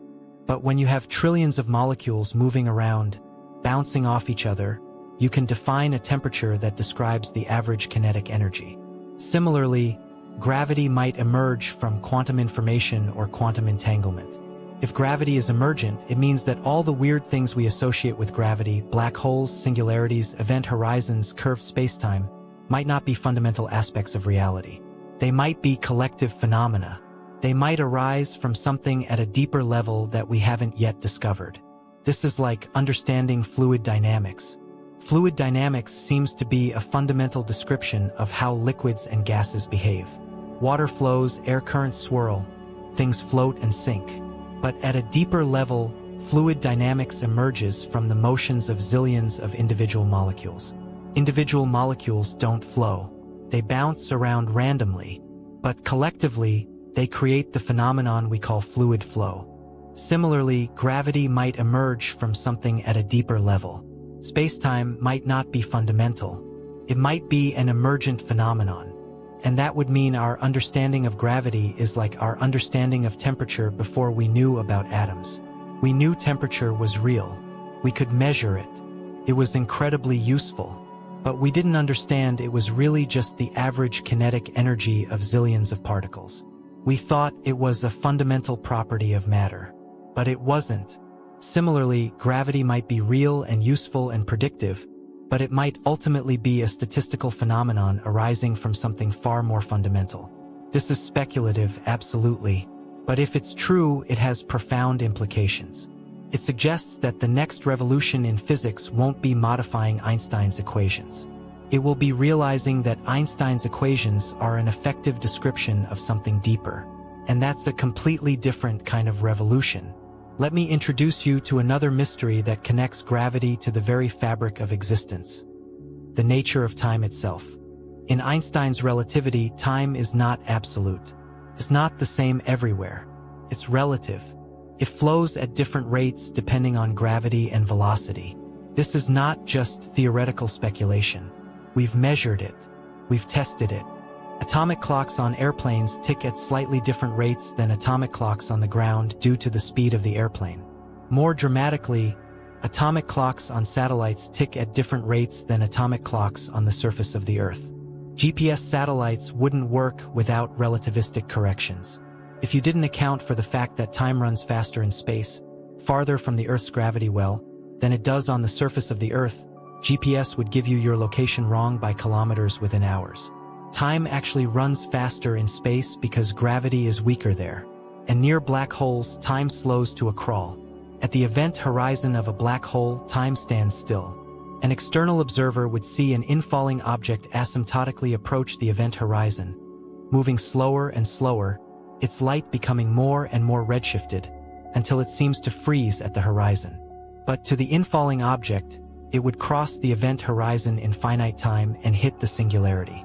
But here's where it gets really strange and really problematic. Physics at the quantum level operates in a very different way. In quantum mechanics, there's a fundamental symmetry called time reversal symmetry.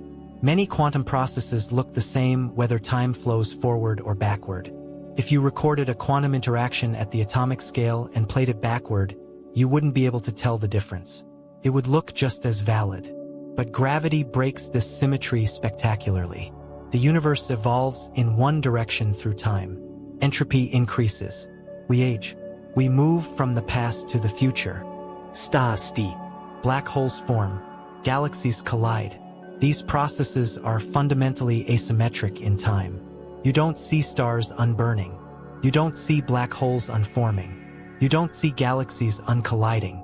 This asymmetry is called the arrow of time. Now, here's the mystery that keeps physicists up at night. Where does this arrow come from? What in the laws of physics creates the distinction between past and future? The microscopic laws, both quantum mechanical and gravitational, are largely time reversible. But our macroscopic experience is not. The universe evolves from low entropy to high entropy, from order to disorder, from structure to chaos, and nobody really understands why. Some physicists argue that it has to do with the initial conditions of the Big Bang, which was in an extraordinarily low entropy state. The Big Bang started in a very ordered, structured state. As time went on, entropy increased, disorder increased. But why was the Big Bang in such a low entropy state? Why didn't it start in maximum entropy? Why was it special? And what role does gravity play in that? This is profound because it suggests that the arrow of time might be connected to gravity. The initial low entropy of the Big Bang might have been determined by gravity somehow. The evolution of the universe under gravity might naturally increase entropy. And that would mean gravity is not just the geometry of spacetime. It's also the arrow of time. Roger Penrose, one of the greatest living physicists, has proposed that this time asymmetry might be fundamental to how gravity works.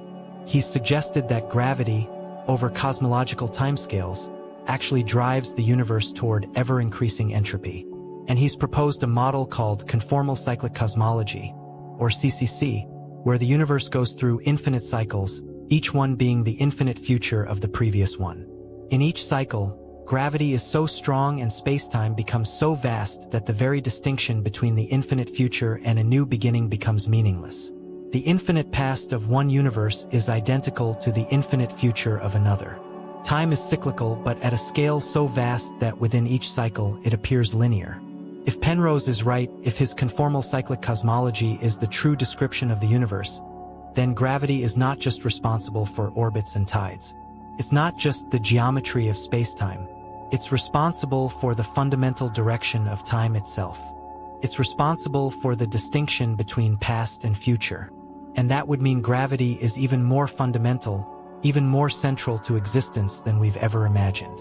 It would mean that the nature of time, your experience of moving from past to future, your memories of the past, your hopes for the future, is ultimately a consequence of gravity's influence on the structure of space-time. It would mean that without gravity, there would be no time. There would be no before and after. There would be no change. Now, let's consider one more mystery that brings all of these threads together: the black hole information paradox. In the 1970s, Stephen Hawking made that astonishing discovery that black holes emit radiation. And from that radiation spectrum, you can extract the temperature of the black hole, which is related to its mass. The smaller the black hole, the hotter it is. And the hotter something is, the faster it radiates energy. This means smaller black holes evaporate faster. Eventually, any black hole will evaporate completely, in a process that could take longer than the current age of the universe, 10 billion years for stellar mass black holes. But for tiny black holes, it could happen in microseconds. But here's the problem, and it's a deep one that cuts right to the heart of the incompatibility between gravity and quantum mechanics. When a black hole evaporates via Hawking radiation, where does all the information that fell into the black hole go?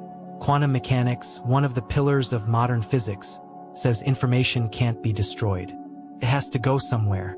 It has to be encoded in the pattern of the radiation that emerges. But when you do the calculations, you find that the Hawking radiation is completely thermal. It's random. It has no information encoded in it. Every black hole that forms from the same initial conditions and evaporates will produce essentially the same radiation. There's no way to distinguish them. There's no way to recover the information about what fell in. If you throw a book into a black hole, that book, all the information in it, seems to be lost forever. If you throw a different book into an identical black hole, it would evaporate and produce indistinguishable radiation. This violates the fundamental principle of quantum mechanics that information is conserved. This is the black hole information paradox, and it's a direct contradiction between gravity and quantum mechanics. Einstein's general relativity says that information can be lost in a black hole. Quantum mechanics says it can't. Both can't be right. Something has to give. And resolving this paradox might require a completely new understanding of gravity. Some physicists, like Juan Meldacena and others, have argued that the information isn't really lost. It's scrambled. It's in the radiation, but in such a way that it's impossible to extract with any practical measurement. The information is there, but it's so thoroughly mixed up that you'd need to analyze the Hawking radiation in impossible ways to extract it. Others argue that gravity must be modified near black holes to prevent the information loss. Perhaps gravity becomes stronger or weaker near the singularity in a way that allows information to escape. And some argue that the paradox is telling us that gravity, at the most fundamental level, is not a continuous field but something more discrete and quantum in nature. The resolution of this paradox could fundamentally reshape our understanding of gravity.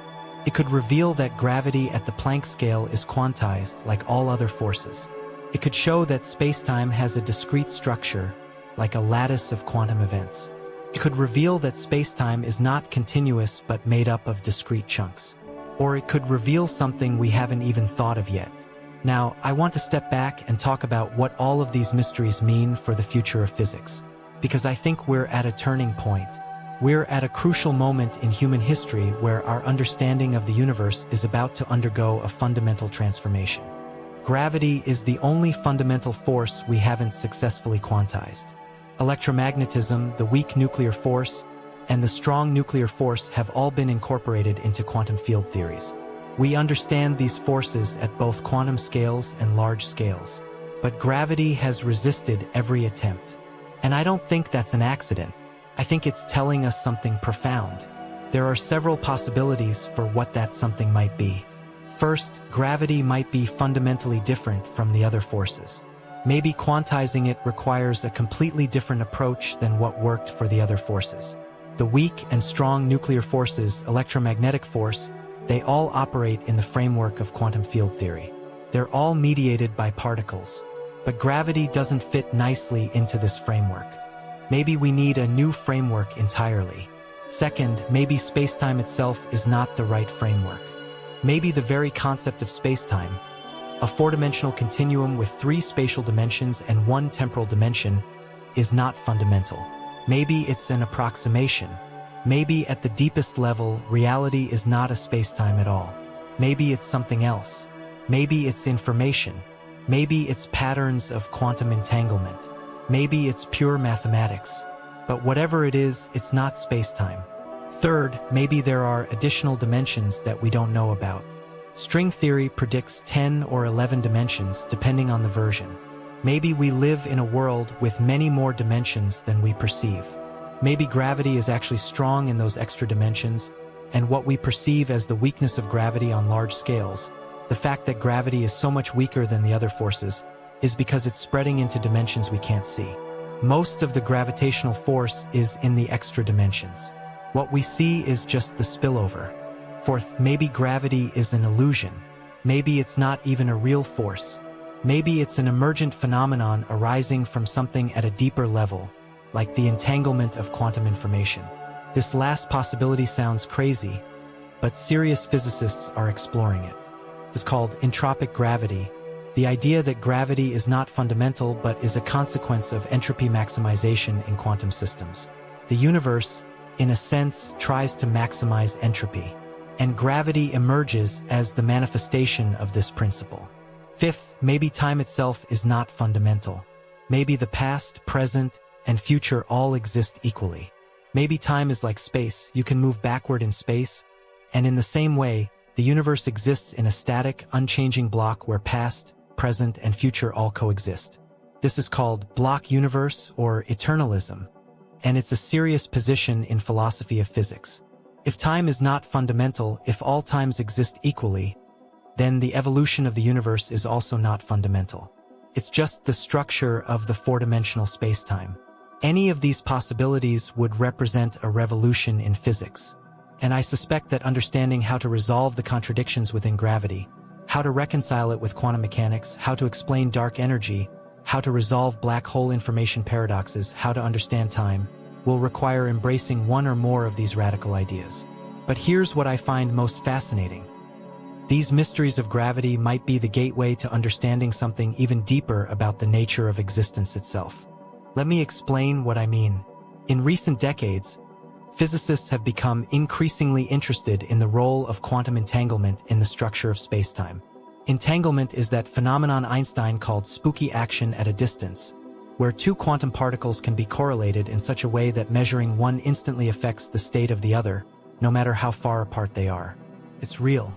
We've tested it extensively. It's been confirmed over and over. And it's one of the most counterintuitive features of quantum mechanics. When two particles are entangled, they share a quantum state. They're connected in a fundamental way. And what's remarkable is that this connection is not mediated by any signal traveling between them. It's instantaneous. It's as if the particles are part of a single quantum system, no matter how far apart they are. This seems to violate relativity, which says nothing travels faster than light. But it doesn't actually violate relativity because you can't use entanglement to send information faster than light. The correlations only become apparent after you communicate the measurement results, which travels at or below the speed of light. Now, some physicists, including those working on the ADS/CFT correspondence and related holographic theories, have begun to suspect that entanglement is not just a quantum phenomenon. It might actually be responsible for creating spacetime itself. The idea is that spacetime emerges from a web of entangled quantum information. Imagine a vast network of qubits, the quantum equivalent of bits. These qubits are entangled in a complex pattern. The pattern of entanglement determines the structure of spacetime. Regions that are highly entangled are close together in spacetime. Regions that are weakly entangled or not entangled are far apart. If two regions become disentangled, spacetime develops structures that separate them. Wormholes form, boundaries appear. As the universe evolves, as interactions occur between qubits, the pattern of entanglement changes. With it, the geometry of spacetime itself changes. Stars form, galaxies form, black holes form, universes might even split. If this is true, and this is still highly speculative, it's on the frontier of theoretical physics, then gravity is not a force at all. It's the geometry of spacetime, which emerges from the pattern of entanglement in the quantum state of the universe. This would mean that understanding gravity at the deepest level requires understanding how entanglement gives rise to spacetime. It would mean that gravity and entanglement are two faces of the same phenomenon. And that would represent a complete unification of quantum mechanics and gravity, but at the cost of completely reconceiving both. This is where I think physics is headed. Not toward a modification of general relativity or quantum mechanics, but toward something deeper that encompasses both. A theory where spacetime, gravity, and quantum entanglement are all understood as different aspects of the same underlying reality. A theory where what we call gravity is really the structure of a vast network of entangled quantum information, where what we call spacetime is the geometrical manifestation of quantum correlations. Now, let's talk about the implications of these ideas for actually breaking the universe, as your title suggests. What does it mean to break the universe? I think it means to discover something that violates the fundamental laws of physics as we understand them. It means to find the limit of our understanding and push beyond it. It means to realize that our current framework is incomplete or incorrect. And I believe that gravity is the key to doing that. Gravity is the wall we've hit. It's the place where our understanding breaks. And breaking through that wall might lead to a completely new understanding of reality. First, understanding gravity properly will likely resolve the contradiction between quantum mechanics and general relativity. This alone would be earth-shaking. It would give us a unified theory of all the forces and all of physics. We've already unified electromagnetism and the weak nuclear force into electroweak theory. The strong nuclear force is described by quantum chromodynamics. But gravity stands apart. It's the odd one out. If we could incorporate gravity into a quantum framework, or if we could understand how quantum mechanics emerges from gravity, we would have a unified theory of everything. We would have a framework that describes all the forces, all the particles, all the phenomena we observe, from the smallest subatomic scales to the largest cosmological scales. That's profound. But more than that, it would mean we understand the deepest level of reality. We would have a theory of quantum gravity that explains what happens at black hole singularities, what happens at the moment of the Big Bang, when gravity was infinitely strong and the universe was infinitely hot. We would understand the origin of the universe itself. Or perhaps we would realize that the universe doesn't have an origin in the conventional sense. Perhaps it's eternal. Perhaps it's cyclical. But whatever it is, we would understand it. Second, understanding gravity might explain dark energy. Maybe dark energy is not a mysterious form of energy at all. Maybe it's a sign that gravity behaves differently at cosmological scales. Maybe Einstein's equations need to be modified. Maybe gravity becomes repulsive on the largest scales.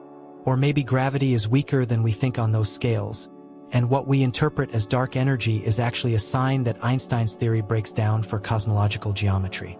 There are alternative theories of gravity that attempt to explain cosmic acceleration without dark energy.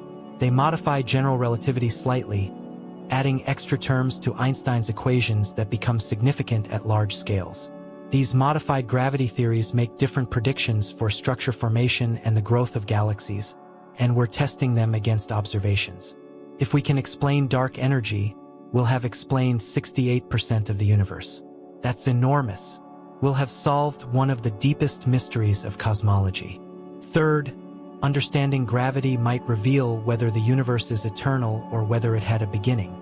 And if it had a beginning, It might tell us what came before, which sounds nonsensical until you realize that gravity, according to some theories, creates time itself. Stephen Hawking and others have proposed that the universe might be self-contained in spacetime. The boundary of spacetime is at the Big Bang, which is at infinite density and infinite temperature. But in quantum gravity, you're supposed to integrate over all possible spacetimes, not just classical spacetimes. Hawking proposed that quantum gravity naturally selects spacetimes without boundaries. And spacetime without a boundary means there's no singularity. There's no moment of creation. The universe just is. It always was. If this is true, asking what came before the Big Bang is like asking what's north of the North Pole. It's a meaningless question. There is no before. Time itself begins at the Big Bang. But understanding why it's meaningless, understanding the quantum gravity principles that lead to a no-boundary universe would be profound. It would reshape our understanding of existence itself. Fourth, understanding gravity might transform our understanding of consciousness and the nature of mind. This sounds even more far-fetched, and I want to be careful here because this is deeply speculative. But some physicists and philosophers have speculated about the connection between the collapse of quantum wave functions, when a superposition of possibilities becomes a definite reality, and the moment of conscious observation. If consciousness is somehow involved in quantum collapse, and if gravity influences quantum behavior, then gravity might be connected to consciousness. Now, most physicists would dismiss this outright. The hard problem of consciousness, why and how physical processes give rise to subjective experience, is a notoriously difficult philosophical problem. And connecting it to gravity seems like a stretch. But a few serious researchers, including some Nobel laureates like Penrose, have thought deeply about this. And they've proposed models where quantum effects in the brain, particularly in microtubules within neurons, might be relevant to consciousness. Penrose has proposed that quantum gravity effects in the brain might be responsible for consciousness. That consciousness is a quantum gravity phenomenon. This is deeply speculative. I want to emphasize that we don't have evidence that consciousness is connected to gravity. But understanding gravity might shed light on this mystery too. It might force us to revise our understanding of consciousness. But perhaps most fundamentally, understanding gravity means understanding the nature of reality itself. Because gravity, Einstein taught us, is not a force that exists in spacetime.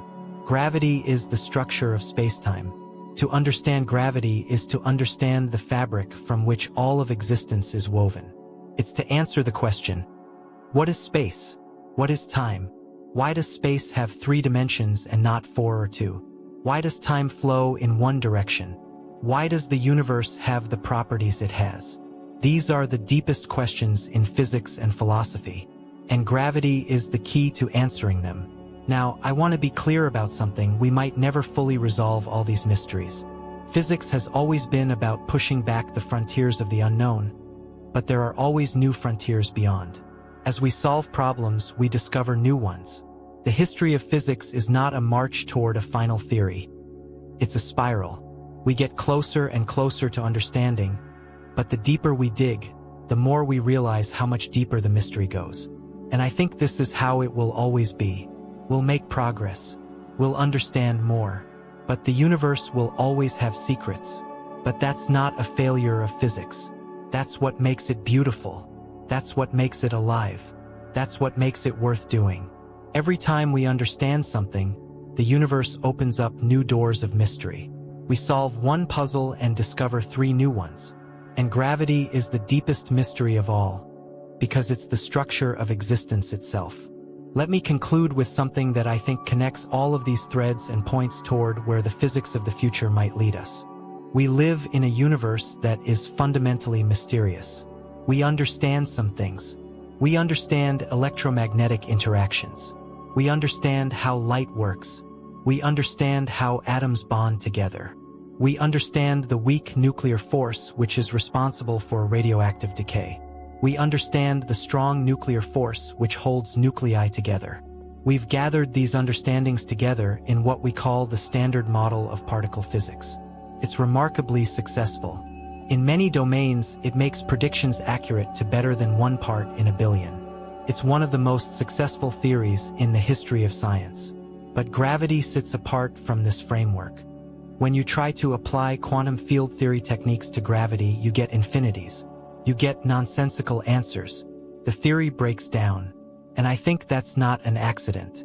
I think it's telling us that gravity is the key that unlocks the next level of understanding. Gravity is pointing the way forward. When we finally understand gravity, when we figure out how to reconcile it with quantum mechanics, when we explain dark energy, when we resolve the information paradox, when we understand the nature of time, I believe we'll discover that the universe is even stranger, even more wonderful, and even more connected than we currently imagine. We might discover that space-time is not fundamental but emergent. We might find that the universe is infinite-dimensional, or that it has some other structure we haven't conceived of. We might learn that quantum entanglement, which seems so spooky and distant from gravity, is actually the mechanism that creates space-time itself. Entanglement might be the fundamental reality, and space-time might be derivative. We might discover that what we call the laws of physics are not laws at all, but regularities that emerge from something more fundamental. Perhaps from pure mathematics, perhaps from quantum information, perhaps from something we don't have a name for yet. And in the process of understanding gravity, we might break down the last barriers that prevent us from saying we truly understand the universe. Not in the sense of understanding every detail. That's impossible. The universe is too vast, too complex. Every time we explain one thing, we discover that it depends on something else. That's the nature of science. But we could arrive at understanding the deep principles, the fundamental architecture, the basic rules from which everything else emerges. That's the promise of understanding gravity. That's what it means to allow gravity to break the universe in the sense of breaking through to a new level of understanding. And that's what I find absolutely breathtaking about the future of physics. Because here's the thing, you are made of atoms forged in the cores of stars. Those atoms exist because of gravity. Those stars collapsed under gravity. They burned because gravity maintained the pressures and temperatures in their cores, allowing nuclear fusion to occur. And even now, you're being pulled toward the center of the Earth by gravitational force. Gravity created you, gravity sustains you, and gravity will eventually reclaim you when you return to dust. And yet, despite the fact that gravity has shaped your existence at every moment of your life, we don't truly understand what it is. That's humbling. It's also inspiring, because it means that one of the great unsolved mysteries of science, one of the deepest questions about the nature of reality, remains open. It means that there's still frontier territory. There's still something to discover. There's still mystery left in the universe. And somewhere, right now, a physicist or a mathematician or someone we haven't discovered yet might be working on the insight that transforms everything. That insight might come from a completely unexpected direction. It might require thinking about gravity in a way nobody has thought about it before. It might come from combining ideas from quantum information theory with ideas from cosmology. It might come from a child doodling in a notebook. But when we finally solve the mystery of gravity, the universe will never look the same again. This is COSM Hush, and this has been our exploration of the main mystery of gravity. How it might allow us to break the universe, to transcend our current understanding and reach toward a deeper truth about existence itself. We've explored Newton's gravity and Einstein's revolution. We've confronted the contradiction between quantum mechanics and general relativity. We've grappled with dark energy and the cosmological constant problem. We've considered black hole information paradoxes. We've imagined space-time emerging from quantum entanglement. We've asked fundamental questions about time and the arrow of time. And we've glimpsed the possibility that gravity might be emergent, not fundamental. The journey continues. The mystery deepens. And the greatest discoveries in physics are probably still ahead of us. They're waiting to be found by the next generation of physicists, the next generation of scientists, the next generation of curious humans who look up at the night sky and wonder about the nature of existence. Thank you for joining me on this cosmic journey. Thank you for thinking deeply about these profound mysteries. Thank you for wondering, because that's what makes us human. That's what makes us scientists. That's what drives us forward. Keep looking up, keep wondering, and keep questioning everything, because that's the spirit that has driven human understanding forward. And it's the spirit that will eventually solve the greatest mysteries of all.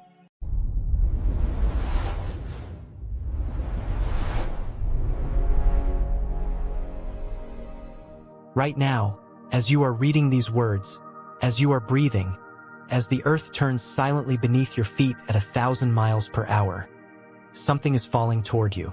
Not a meteor, not a comet, not some ancient rock from the outer edges of the solar system that wandered too close. Something we built, something we launched, something that spent 14 years doing arguably the most important scientific work any spacecraft has ever done in near-Earth space. And now, its job complete, its fuel exhausted, its batteries slowly dying in the cold vacuum beyond the atmosphere, it is coming home. Its name is Van Allen Probe. It weighs approximately 600 kilograms. That's roughly the weight of a full-grown brown bear, or a vintage Harley-Davidson motorcycle, or about 4.5 washing machines bolted together and hurtling through the upper atmosphere at 17,000 miles per hour. And somewhere over the next several hours, it is going to hit the atmosphere. Let that land for a moment. We are not talking about some abstract astronomical event that happens millions of light years away, something you need a telescope to appreciate. We are talking about a piece of American engineering, designed by American scientists, built by American hands, paid for by American taxpayers, launched from American soil, completing its final arc and returning in the most dramatic fashion imaginable to the planet that sent it skyward. This is the story of Van Allen Probe. And it is one of the most fascinating stories in the history of American space science. But to understand why this moment matters, why this particular piece of hardware deserves more than a footnote in tomorrow's news cycle, you have to go back. You have to go back to the beginning of the space age, to a time when humanity first dared to look beyond the thin shell of air that protects us from the lethal fury of the cosmos. You have to go back to a discovery so surprising, so fundamentally important, so completely unexpected that it changed everything we thought we knew about our own backyard in space. You have to go back to 1958. January 31st, 1958. The United States is in a state of barely contained panic. 4 months earlier, on October 4th, 1957, the Soviet Union had launched Sputnik, a 184-pound metal sphere about the size of a beach ball, into orbit around the Earth.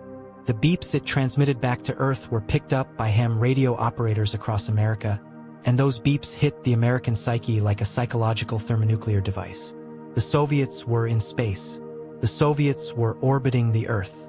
The Soviets, who had tested their first nuclear bomb less than a decade earlier, who had built an intercontinental ballistic missile capable of delivering a nuclear warhead to American soil, had now demonstrated that they could put hardware into orbit, which meant, by extension, that they could put nuclear warheads into orbit. America's response was the kind of frantic, urgent, borderline chaotic mobilization that only happens when a nation feels genuinely threatened. The Naval Research Laboratory had been working on a satellite project called Vanguard.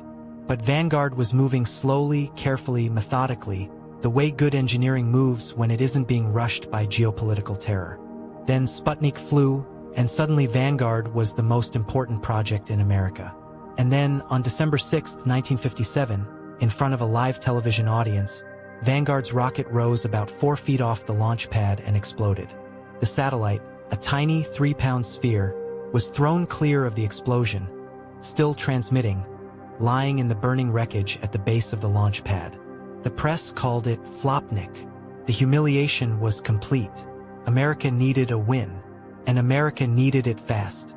The Army Ballistic Missile Agency, led by Wernher von Braun, a complicated man with a complicated history who had built rockets for Nazi Germany and was now building them for the United States, had a rocket ready. The Jupiter C. They had wanted to launch a satellite since 1956 and had been told to wait while Vanguard took its shot. Now, with Vanguard burning on the launch pad, they were given the green light. They had 90 days to do it. They did it in '84. On January 31st, 1958, Explorer 1 lifted off from Cape Canaveral, Florida, and became the first American satellite in orbit. The scientists, engineers, and technicians who had built it, many of them barely sleeping, running on coffee and adrenaline and the particular kind of focus mania that descends on people who know that history is watching, stood in a room in Washington and waited. And waited. The satellite was supposed to make contact at a specific time, when its orbit brought it over receiving stations. The time came, Nothing. The time passed. Still nothing. The room was silent in the particular way that rooms get silent when everyone in them is trying to hold on to hope with their fingernails. And then, 25 minutes late, the signal came through. Explorer 1 was in orbit. The first American satellite was in space. The men in that room embraced and wept and held each other up. But something was wrong. Not with the satellite. The satellite was fine. The problem was with the data. Explorer 1 carried a Geiger counter, a device designed to measure cosmic radiation.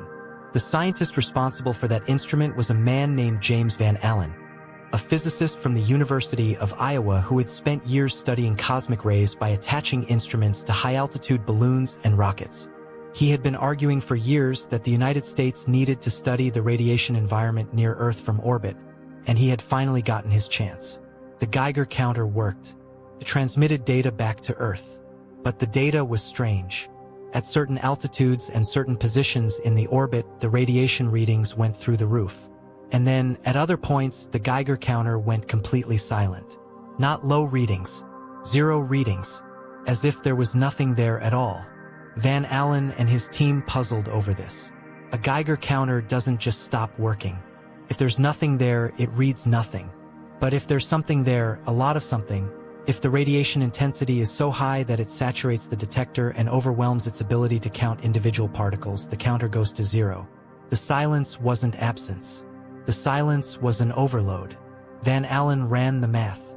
He ran it again. He ran it a third time and then called in his colleagues to run it with fresh eyes. The conclusion was inescapable. Surrounding the Earth, at altitudes ranging from roughly 1,000 kilometers to tens of thousands of kilometers above the surface, there were zones of intense, trapped radiation, belts of high-energy charged particles, electrons and protons, trapped by the Earth's magnetic field, spiraling back and forth from pole to pole, bouncing like cosmic pinballs in a vast invisible cage made of magnetism. No one had predicted this. No one had imagined it. The textbooks did not contain these zones. They did not exist in any theoretical framework that anyone had developed before Explorer 1 flew. They were real. They were massive. They were everywhere in a cosmic sense. And they were entirely unknown until a physicist from Iowa, working with a satellite that almost didn't get launched, discovered them by accident. We named them after him. The Van Allen radiation belts. The Van Allen radiation belts are, by any measure, one of the most extraordinary features of our immediate cosmic neighborhood, and one of the least appreciated. Ask the average person what lies between the surface of the Earth and the Moon, and they will probably say space. Just space. Empty, dark, cold space. They're not entirely wrong, but they're missing something crucial. What actually lies between you and the Moon is a seething, dynamic, constantly shifting environment of charged particles and magnetic fields that is as complex and as violent, in its own way, as anything you'll find anywhere else in the solar system. It is a place where electrons travel at close to the speed of light, where protons carry enough energy to penetrate the walls of a spacecraft, where the radiation levels in the heart of the belts are high enough to kill an unshielded human being in a matter of minutes and damage sophisticated electronics in hours. It is, in the very technical language of space science, a seriously hostile place. And yet it's right here.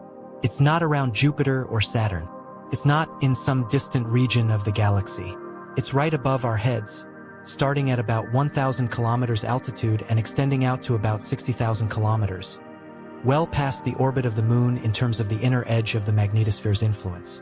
The inner Van Allen belt is the more stable of the two. It sits roughly between 1,000 and 5,000 kilometers above the surface and is dominated by high-energy protons, the bare nuclei of hydrogen atoms, stripped of their electrons, moving at tremendous speed. These protons get there primarily through a process called cosmic ray albedo neutron decay, or CRAND, which is one of those phrases that sounds made up but is very real and very physics. Cosmic rays hit the upper atmosphere, produce neutrons, those neutrons decay into protons, and some of those protons get trapped in the magnetic field. It's a slow, steady process that has been building up the inner belt for as long as the Earth has had a magnetic field. The outer belt is different. It's larger, it extends from about 12,000 to 60,000 kilometers, and it is dominated by electrons, the fast, light, negatively charged particles that are the opposite number to protons. The outer belt is far more dynamic than the inner one. It changes dramatically in response to solar activity. During a strong solar storm, the outer belt can swell and intensify dramatically, flooding the region with high-energy electrons that can charge up spacecraft, damage solar panels, and destroy electronics. During quiet periods, it can shrink and become relatively benign. And between the two belts, there is a gap, a slot region, relatively free of intense radiation, where the two belts don't quite overlap. This slot region is maintained by electromagnetic waves in the atmosphere that continuously scatter electrons back into the atmosphere before they can build up. Or so scientists thought before the Van Allen probes showed them just how wrong they were. James Van Allen's discovery in 1958 set off decades of research. Dozens of spacecraft were sent to study the belts. Data accumulated. Models were built. By the late 1990s and early 2000s, scientists believed they had a reasonably good understanding of how the Van Allen belts worked. They had an outline. They had a rough sketch.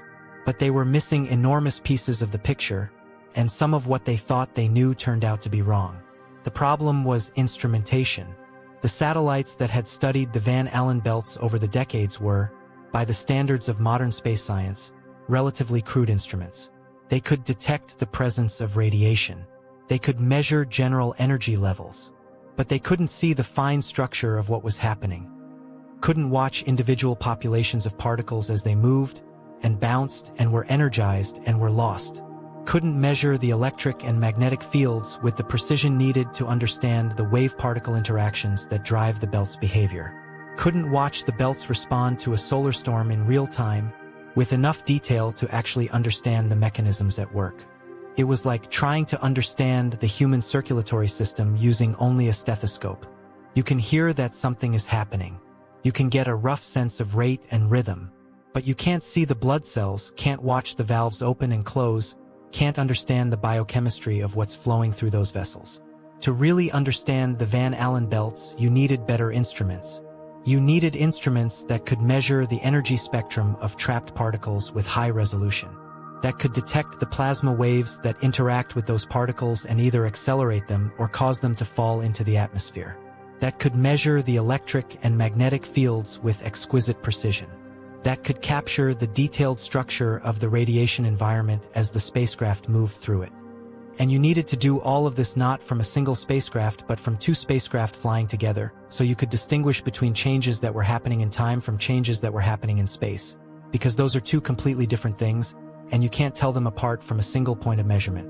This was the scientific case for what eventually became the Van Allen probe's mission. And it was a compelling case, so compelling that NASA approved it, funded it, and sent it through the long, complicated, expensive, demanding process of turning a scientific vision into a working spacecraft. The mission that would become the Van Allen probes was originally conceived in the early 2000s under the name RBSP, Radiation Belt Storm Probes. The name was accurate but unglamorous, the kind of label that makes perfect sense to a scientist and means absolutely nothing to anyone else. When the spacecraft were finally ready to launch in 2012, NASA renamed the mission the Van Allen probes, a fitting tribute to the man whose accidental discovery had defined the scientific question they were trying to answer. The two spacecraft, Van Allen Probe A and Van Allen Probe B, were built by the Johns Hopkins University Applied Physics Laboratory, or APL, in Laurel, Maryland. APL has a long history of building spacecraft for NASA and the Department of Defense, and they brought that experience to bear on a mission that presented some genuinely difficult engineering challenges. The most fundamental challenge was the radiation environment itself. You want to build spacecraft to study the Van Allen belts. The Van Allen belts are the most radiation-intense environment in near-Earth space. To build spacecraft that can survive in the Van Allen belts long enough to study them, you have to protect them from the very radiation they're going to spend their lives measuring. This is not a trivial problem. High-energy electrons can penetrate spacecraft walls and build up charge on insulating surfaces, then discharge suddenly in what's called an electrostatic discharge event, essentially a miniature lightning bolt inside your spacecraft. High-energy protons can damage solar cells, degrading the spacecraft's power generation over time. Both electrons and protons can scramble the memory in electronic components, causing what are called single-event upsets, Random bit flips that can corrupt data or cause computers to execute incorrect instructions. APL engineers spent years designing radiation-hardened electronics and developing shielding schemes that would protect the most sensitive components without adding so much mass that the spacecraft became too heavy to launch. They ran computer simulations of the radiation environment and calculated how much shielding was needed to keep total radiation doses within acceptable limits over the planned mission life of 2 years. They tested components in particle accelerators, deliberately exposing them to high-energy radiation to see how they would degrade over time. The result was 2 nearly identical spacecraft, each about the size and shape of a large octagonal hatbox. Or, if you prefer, imagine a piece of carry-on luggage that's been sat on by something very heavy and spread out into a flat octagon. Each spacecraft was approximately 1.8 meters across and about 1.2 meters tall. Each weighed about 600 kilograms, more than half a metric ton, including fuel. 5 science instrument suites were mounted on each spacecraft, giving the mission a comprehensive ability to measure every aspect of the radiation belt environment. The Electric and Magnetic Field Instrument Suite and Integrated Science, or EMPhaSIS, measured the magnetic and electric fields and the plasma waves that interact with trapped particles. The Electric Field and Waves Instrument, or EFW, measured the electric field using 4 50-meter wire booms that deployed from the spacecraft like mechanical spider legs, extending out to measure the electric field across a span wider than a football field. The Energetic Particle, Composition, and Thermal Plasma Suite, or ECT, measured the population of trapped particles across a wide range of energies. The Relativistic Proton Spectrometer, or RPS, measured the highest energy protons in the inner belt. And the Radiation Belt Storm Probe's Ion Composition Experiment, or RBSPICE, measured the composition and energy of ions, the heavier positively charged particles that help drive the dynamics of the ring current, a giant toroidal current that flows around the Earth and is closely related to the Van Allen belts. This instrument package was comprehensive enough to capture essentially every important aspect of the radiation belt environment. The 2 spacecraft would fly in slightly different orbits, so they would sample different parts of the belt at the same time, allowing scientists to separate spatial from temporal variations. Over the course of the mission, the orbits would process slowly rotate so that the spacecraft would gradually sample every local time at every altitude, building up a complete 3-dimensional picture of the belt environment. It was an elegant scientific design. It was also, practically speaking, a monumental engineering achievement. August 30th, 2012. The Atlas V rocket stands on its launch pad at Cape Canaveral Air Force Station, its white body gleaming in the Florida humidity, the Van Allen probes nestled inside its payload fairing. It is 4:05 in the morning, local time, and the beach near the launch site is lined with people who have come to watch, space enthusiasts, families of mission team members, photographers with enormous telephoto lenses pointed at the distant flame of the rocket's engines. The countdown reaches 0. The Atlas V ignites. Its main engine and solid rocket boosters produce approximately 1.7 million pounds of thrust, and the rocket lifts off in a pillar of fire and smoke that lights up the pre-dawn darkness like a second sunrise. Spectators on the beach shield their eyes and feel the rumble in their chests. The rocket accelerates through the thick lower atmosphere, climbing, tilting, beginning its arc over the Atlantic. About 4 minutes after launch, the payload fairing, the aerodynamic nose cone that protects the spacecraft during ascent through the atmosphere, separates and falls away. Above the densest part of the atmosphere, the spacecraft no longer need protection from the wind. They are exposed to space for the first time. The Centaur upper stage fires, boosting the stack into an intermediate parking orbit. It fires again, pushing toward the final target orbit, a highly elliptical path that takes the spacecraft from a perigee of about 600 kilometers altitude at its closest point to Earth all the way out to 30,600 kilometers at its farthest point. This orbit is designed to take the spacecraft through the heart of both Van Allen belts on every pass. In and out, up and down, sweeping through the radiation environment twice on every single orbit, which takes about 9 hours to complete. The spacecraft separate from the Centaur, first Probe B and then Probe A. They extend their wire booms and antennas. They power up their instruments. They begin talking to the ground. They are in the Van Allen belts. They are measuring. The mission has begun. The science that came back over the following years was nothing short of extraordinary. Let's start with what might be the single most dramatic discovery the Van Allen probes made: the existence of a third radiation belt. For 54 years after Van Allen's original discovery, scientists had understood that there were two Van Allen belts, the inner belt and the outer belt, with a relatively empty slot region between them. This was textbook knowledge. It was in every space physics textbook. It was the foundational understanding of the near-Earth radiation environment. It was wrong, or rather, it was incomplete. In September 2012, just weeks after the Van Allen probes launched, a powerful solar storm hit the Earth.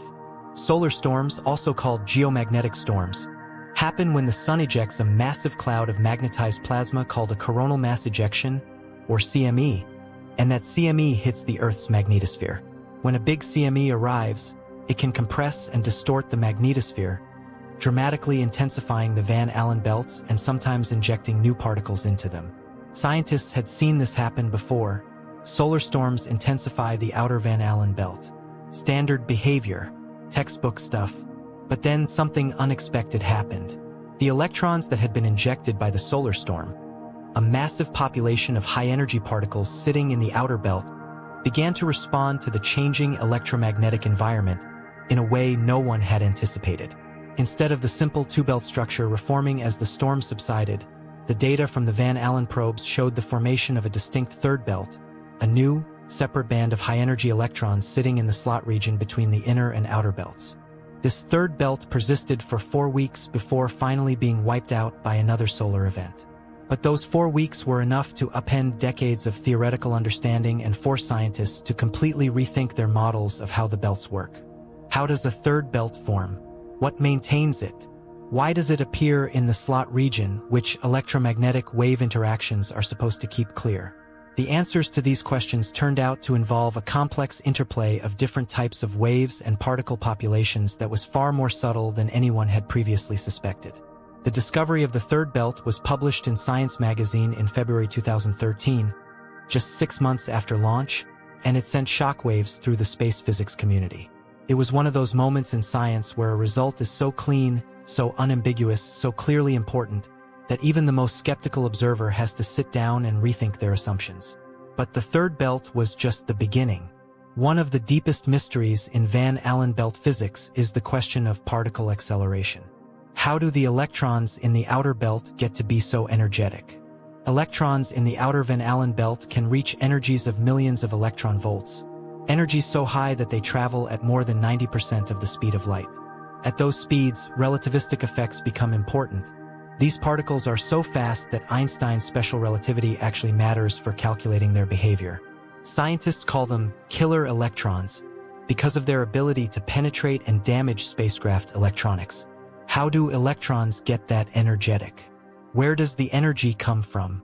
Before the Van Allen probes, there were two main competing theories. The first theory was called radial diffusion. The idea here is that electrons start out at high altitude, where the magnetic field is relatively weak, and slowly diffuse inward toward lower altitudes where the field is stronger. As they move inward, the magnetic field does work on them, squeezing them and accelerating them, in the same way that a spinning ice skater speeds up when they pull their arms inward. Radial diffusion is driven by large-scale fluctuations in the electric and magnetic fields, fluctuations caused by solar wind pressure variations and other large-scale disturbances. The second theory was local acceleration. The idea here is that electrons get accelerated in place, right where they are in the outer belt by interactions with plasma waves. Specifically, a type of wave called chorus waves, electromagnetic Whistler mode waves generated by lower energy electrons in the outer magnetosphere, can transfer their energy to trapped electrons through a process called cyclotron resonance. If a chorus wave oscillates at exactly the right frequency to match the natural orbital motion of an electron around a magnetic field line, the two can exchange energy very efficiently, and the electron can gain a tremendous amount of energy in a relatively short time. Both processes are real. Both happen. The question was, which one is dominant? Which one is primarily responsible for creating the most energetic electrons in the outer belt? The Van Allen probes answered this question definitively. By measuring both the particle populations and the wave environment simultaneously, with unprecedented precision, the mission scientists were able to watch local acceleration in action. They could see chorus waves of exactly the right frequency building up in the outer magnetosphere. They could see populations of lower energy electrons, what scientists call seed electrons, available to be accelerated. They could see the higher energy electron population growing over time, exactly in the regions where the wave activity was strongest. The evidence for local acceleration was overwhelming. Radial diffusion contributes to the outer belt's energization, but the primary mechanism, the engine that takes seed electrons and pushes them up to relativistic energies, is local acceleration by chorus waves. This finding has profound implications for our ability to predict and forecast space weather. If you want to know how dangerous the outer Van Allen belt is going to be for a spacecraft tomorrow or next week, you need to know where the chorus waves are and how intense they are, not just the large-scale state of the magnetosphere. This means that the input to space weather models has to include wave activity, a variable that had previously been very difficult to measure and that most models had simply neglected. Space weather. Let's pause here because this concept is central to understanding why the Van Allen probe's mission was funded, why it matters, and why the discoveries it made have implications that extend far beyond academic space physics. You've heard of weather forecasting. You understand that the atmosphere is a dynamic system driven by the sun's energy, with currents and fronts and pressure systems that create the winds and rains and storms that affect daily life. Modern meteorology has become remarkably good at predicting the atmosphere's behavior. Not perfectly, because the atmosphere is a chaotic system, but well enough that a 5-day forecast is now roughly as accurate as a 1-day forecast was 30 years ago. Space weather is the analogous concept applied to near-Earth space. The sun is constantly emitting a stream of charged particles called the solar wind, a tenuous plasma of electrons and protons flowing outward from the sun at speeds ranging from about 300 to 800 kilometers per second. This solar wind carries with it the sun's magnetic field, twisted into a complex, dynamic structure by the sun's rotation and convection. When the solar wind interacts with the Earth's magnetic field, the magnetosphere, it creates a complex, dynamic system of currents and fields and particle populations. Under quiet conditions, this interaction is relatively benign. But the sun is not always quiet. The sun has an 11-year activity cycle, and during the active part of the cycle, solar maximum, it produces frequent solar flares and coronal mass ejections that dramatically perturb the near-Earth environment.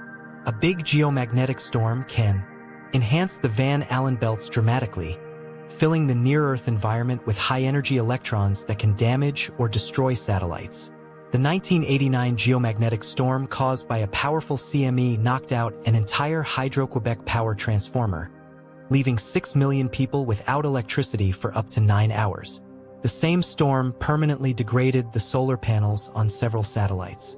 A particularly powerful electron enhancement event in 2003, during the Halloween storms, damaged or destroyed at least 2 commercial satellites and caused the loss of approximately $450 million in spacecraft hardware. Some estimates put the damage across multiple spacecraft at over $1 billion. Interfere with GPS signals. The ionosphere, the upper layer of the atmosphere, above about 80 kilometers altitude, is filled with charged particles that affect the propagation of radio waves. During geomagnetic storms, the ionosphere becomes turbulent and variable, causing GPS signals to scatter and introduce errors. For civilian navigation, this is an inconvenience. For precision agriculture, surveying, and certain military applications that depend on centimeter-level GPS accuracy, it can be a serious operational problem.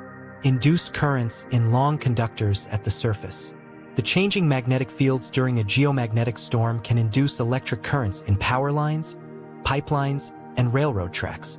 These geomagnetically induced currents, or GICs, can damage or destroy transformers, the expensive, difficult-to-replace equipment that forms the backbone of the power grid. A Carrington-scale event, comparable to the geomagnetic storm of 1859, which by some estimates was the most powerful geomagnetic storm in recorded history, could potentially knock out electrical power to large parts of North America for weeks or months. The economic impact has been estimated in the trillions of dollars. Expose airline passengers and crew to elevated radiation. During solar energetic particle events, the radiation dose rates at high altitude and high latitude can increase dramatically. Aviation regulators and airlines monitor space weather forecasts to decide whether to divert flights away from polar routes during major events. This is not hypothetical. This is not science fiction. These are real, documented, economically significant impacts that space weather has on modern technological society. And they are becoming more significant as society becomes more dependent on the satellite infrastructure that sits squarely in the radiation belt environment. The Van Allen probes were designed to improve our ability to understand and predict these events. Every discovery they made about how the belts are energized, about what drives loss and intensification, about the role of wave-particle interactions, translates directly into better models, better forecasts, and ultimately better protection for the systems that modern civilization depends on. Let's talk about loss. We've talked about how electrons get into the outer Van Allen belt and how they get energized. But the outer belt is not a simple trap. Electrons don't just accumulate there indefinitely. They're constantly being lost, and understanding loss processes is just as important as understanding acceleration. Electrons can be lost from the Van Allen belts in several ways. They can be scattered into the loss cone. The range of pitch angles at which their helical motion along a magnetic field line will carry them into the dense atmosphere at the ends of the field line, where they collide with atmospheric molecules and are absorbed. Wave-particle interactions can scatter electrons into the loss cone, essentially kicking them out of the trap. Chorus waves, which we already mentioned as an important acceleration mechanism, can also scatter electrons into the loss cone and cause them to be lost. Electromagnetic ion cyclotron waves, EMIC waves, are particularly effective at scattering the most energetic electrons, the ones with energies above a few MeV, and causing them to precipitate into the atmosphere. They can be transported outward, pushed to higher altitudes by electromagnetic perturbations, and then carried away by the solar wind into the outer magnetosphere, where the trapping is less effective and they eventually escape. They can be lost to spacecraft themselves. Every satellite in the radiation belt environment is constantly absorbing a tiny fraction of the electron population, though this is a negligible effect on the total belt population. One of the key findings of the Van Allen probes was the discovery of a sharp, remarkably stable boundary at the inner edge of the outer electron belt, a precise altitude below which relativistic electrons essentially cannot penetrate, even during the most powerful geomagnetic storms. This boundary sits at a distance of about 2.8 Earth radii from the center of the planet, about 11,000 kilometers above the surface. During storm after storm, scientists watched high-energy electrons piling up against this boundary, intensifying just outside it, but never crossing it. They called it the impenetrable barrier. What creates this barrier? After careful analysis, the Van Allen probes team concluded that the barrier is maintained by very low-frequency radio waves, electromagnetic waves in the VLF range, generated by lightning in Earth's atmosphere and by human-made transmitters, including power lines and military communication systems. These waves propagate out into the inner magnetosphere and interact with the relativistic electrons, scattering them into the loss cone before they can penetrate below the barrier. In other words, the very same electromagnetic noise that our civilization generates. Our power lines, our radio transmitters, the lightning that crackles in thunderstorms over every ocean and continent, is constantly working to keep the most dangerous radiation away from us. There is an electromagnetic shield around the Earth, and it is partially maintained by the electromagnetic signature of human activity. That is extraordinary. That is the kind of finding that makes you stop and think about the invisible ways in which the Earth's environment and human civilization interact. We are, without knowing it or intending it, contributing to our own protection from cosmic radiation. Let's talk about the slot region. Between the inner and outer Van Allen belts lies the slot region, a band of relatively low radiation that sits roughly between 2 and 3 Earth radii from the planet's center, corresponding to altitudes of roughly 8,000 to 12,000 kilometers. This is one of the most valuable orbits in cislunar space because it's far enough from Earth to have global coverage, yet low enough to avoid most of the intense radiation of the outer belt. Many important satellites, including GPS satellites, which orbit at about 2.6 Earth radii, occupy this region. Keeping it relatively radiation-free is economically and strategically significant. Before the Van Allen probes, scientists understood that the slot region is kept clear by plasmaspheric hiss, a type of electromagnetic wave that propagates through the dense, cold plasma of the plasmasphere, the inner region of the magnetosphere. Plasmaspheric hiss efficiently scatters electrons into the loss cone, preventing them from accumulating in the slot region. But the Van Allen probes revealed that this picture was significantly more complicated than anyone had realized. They discovered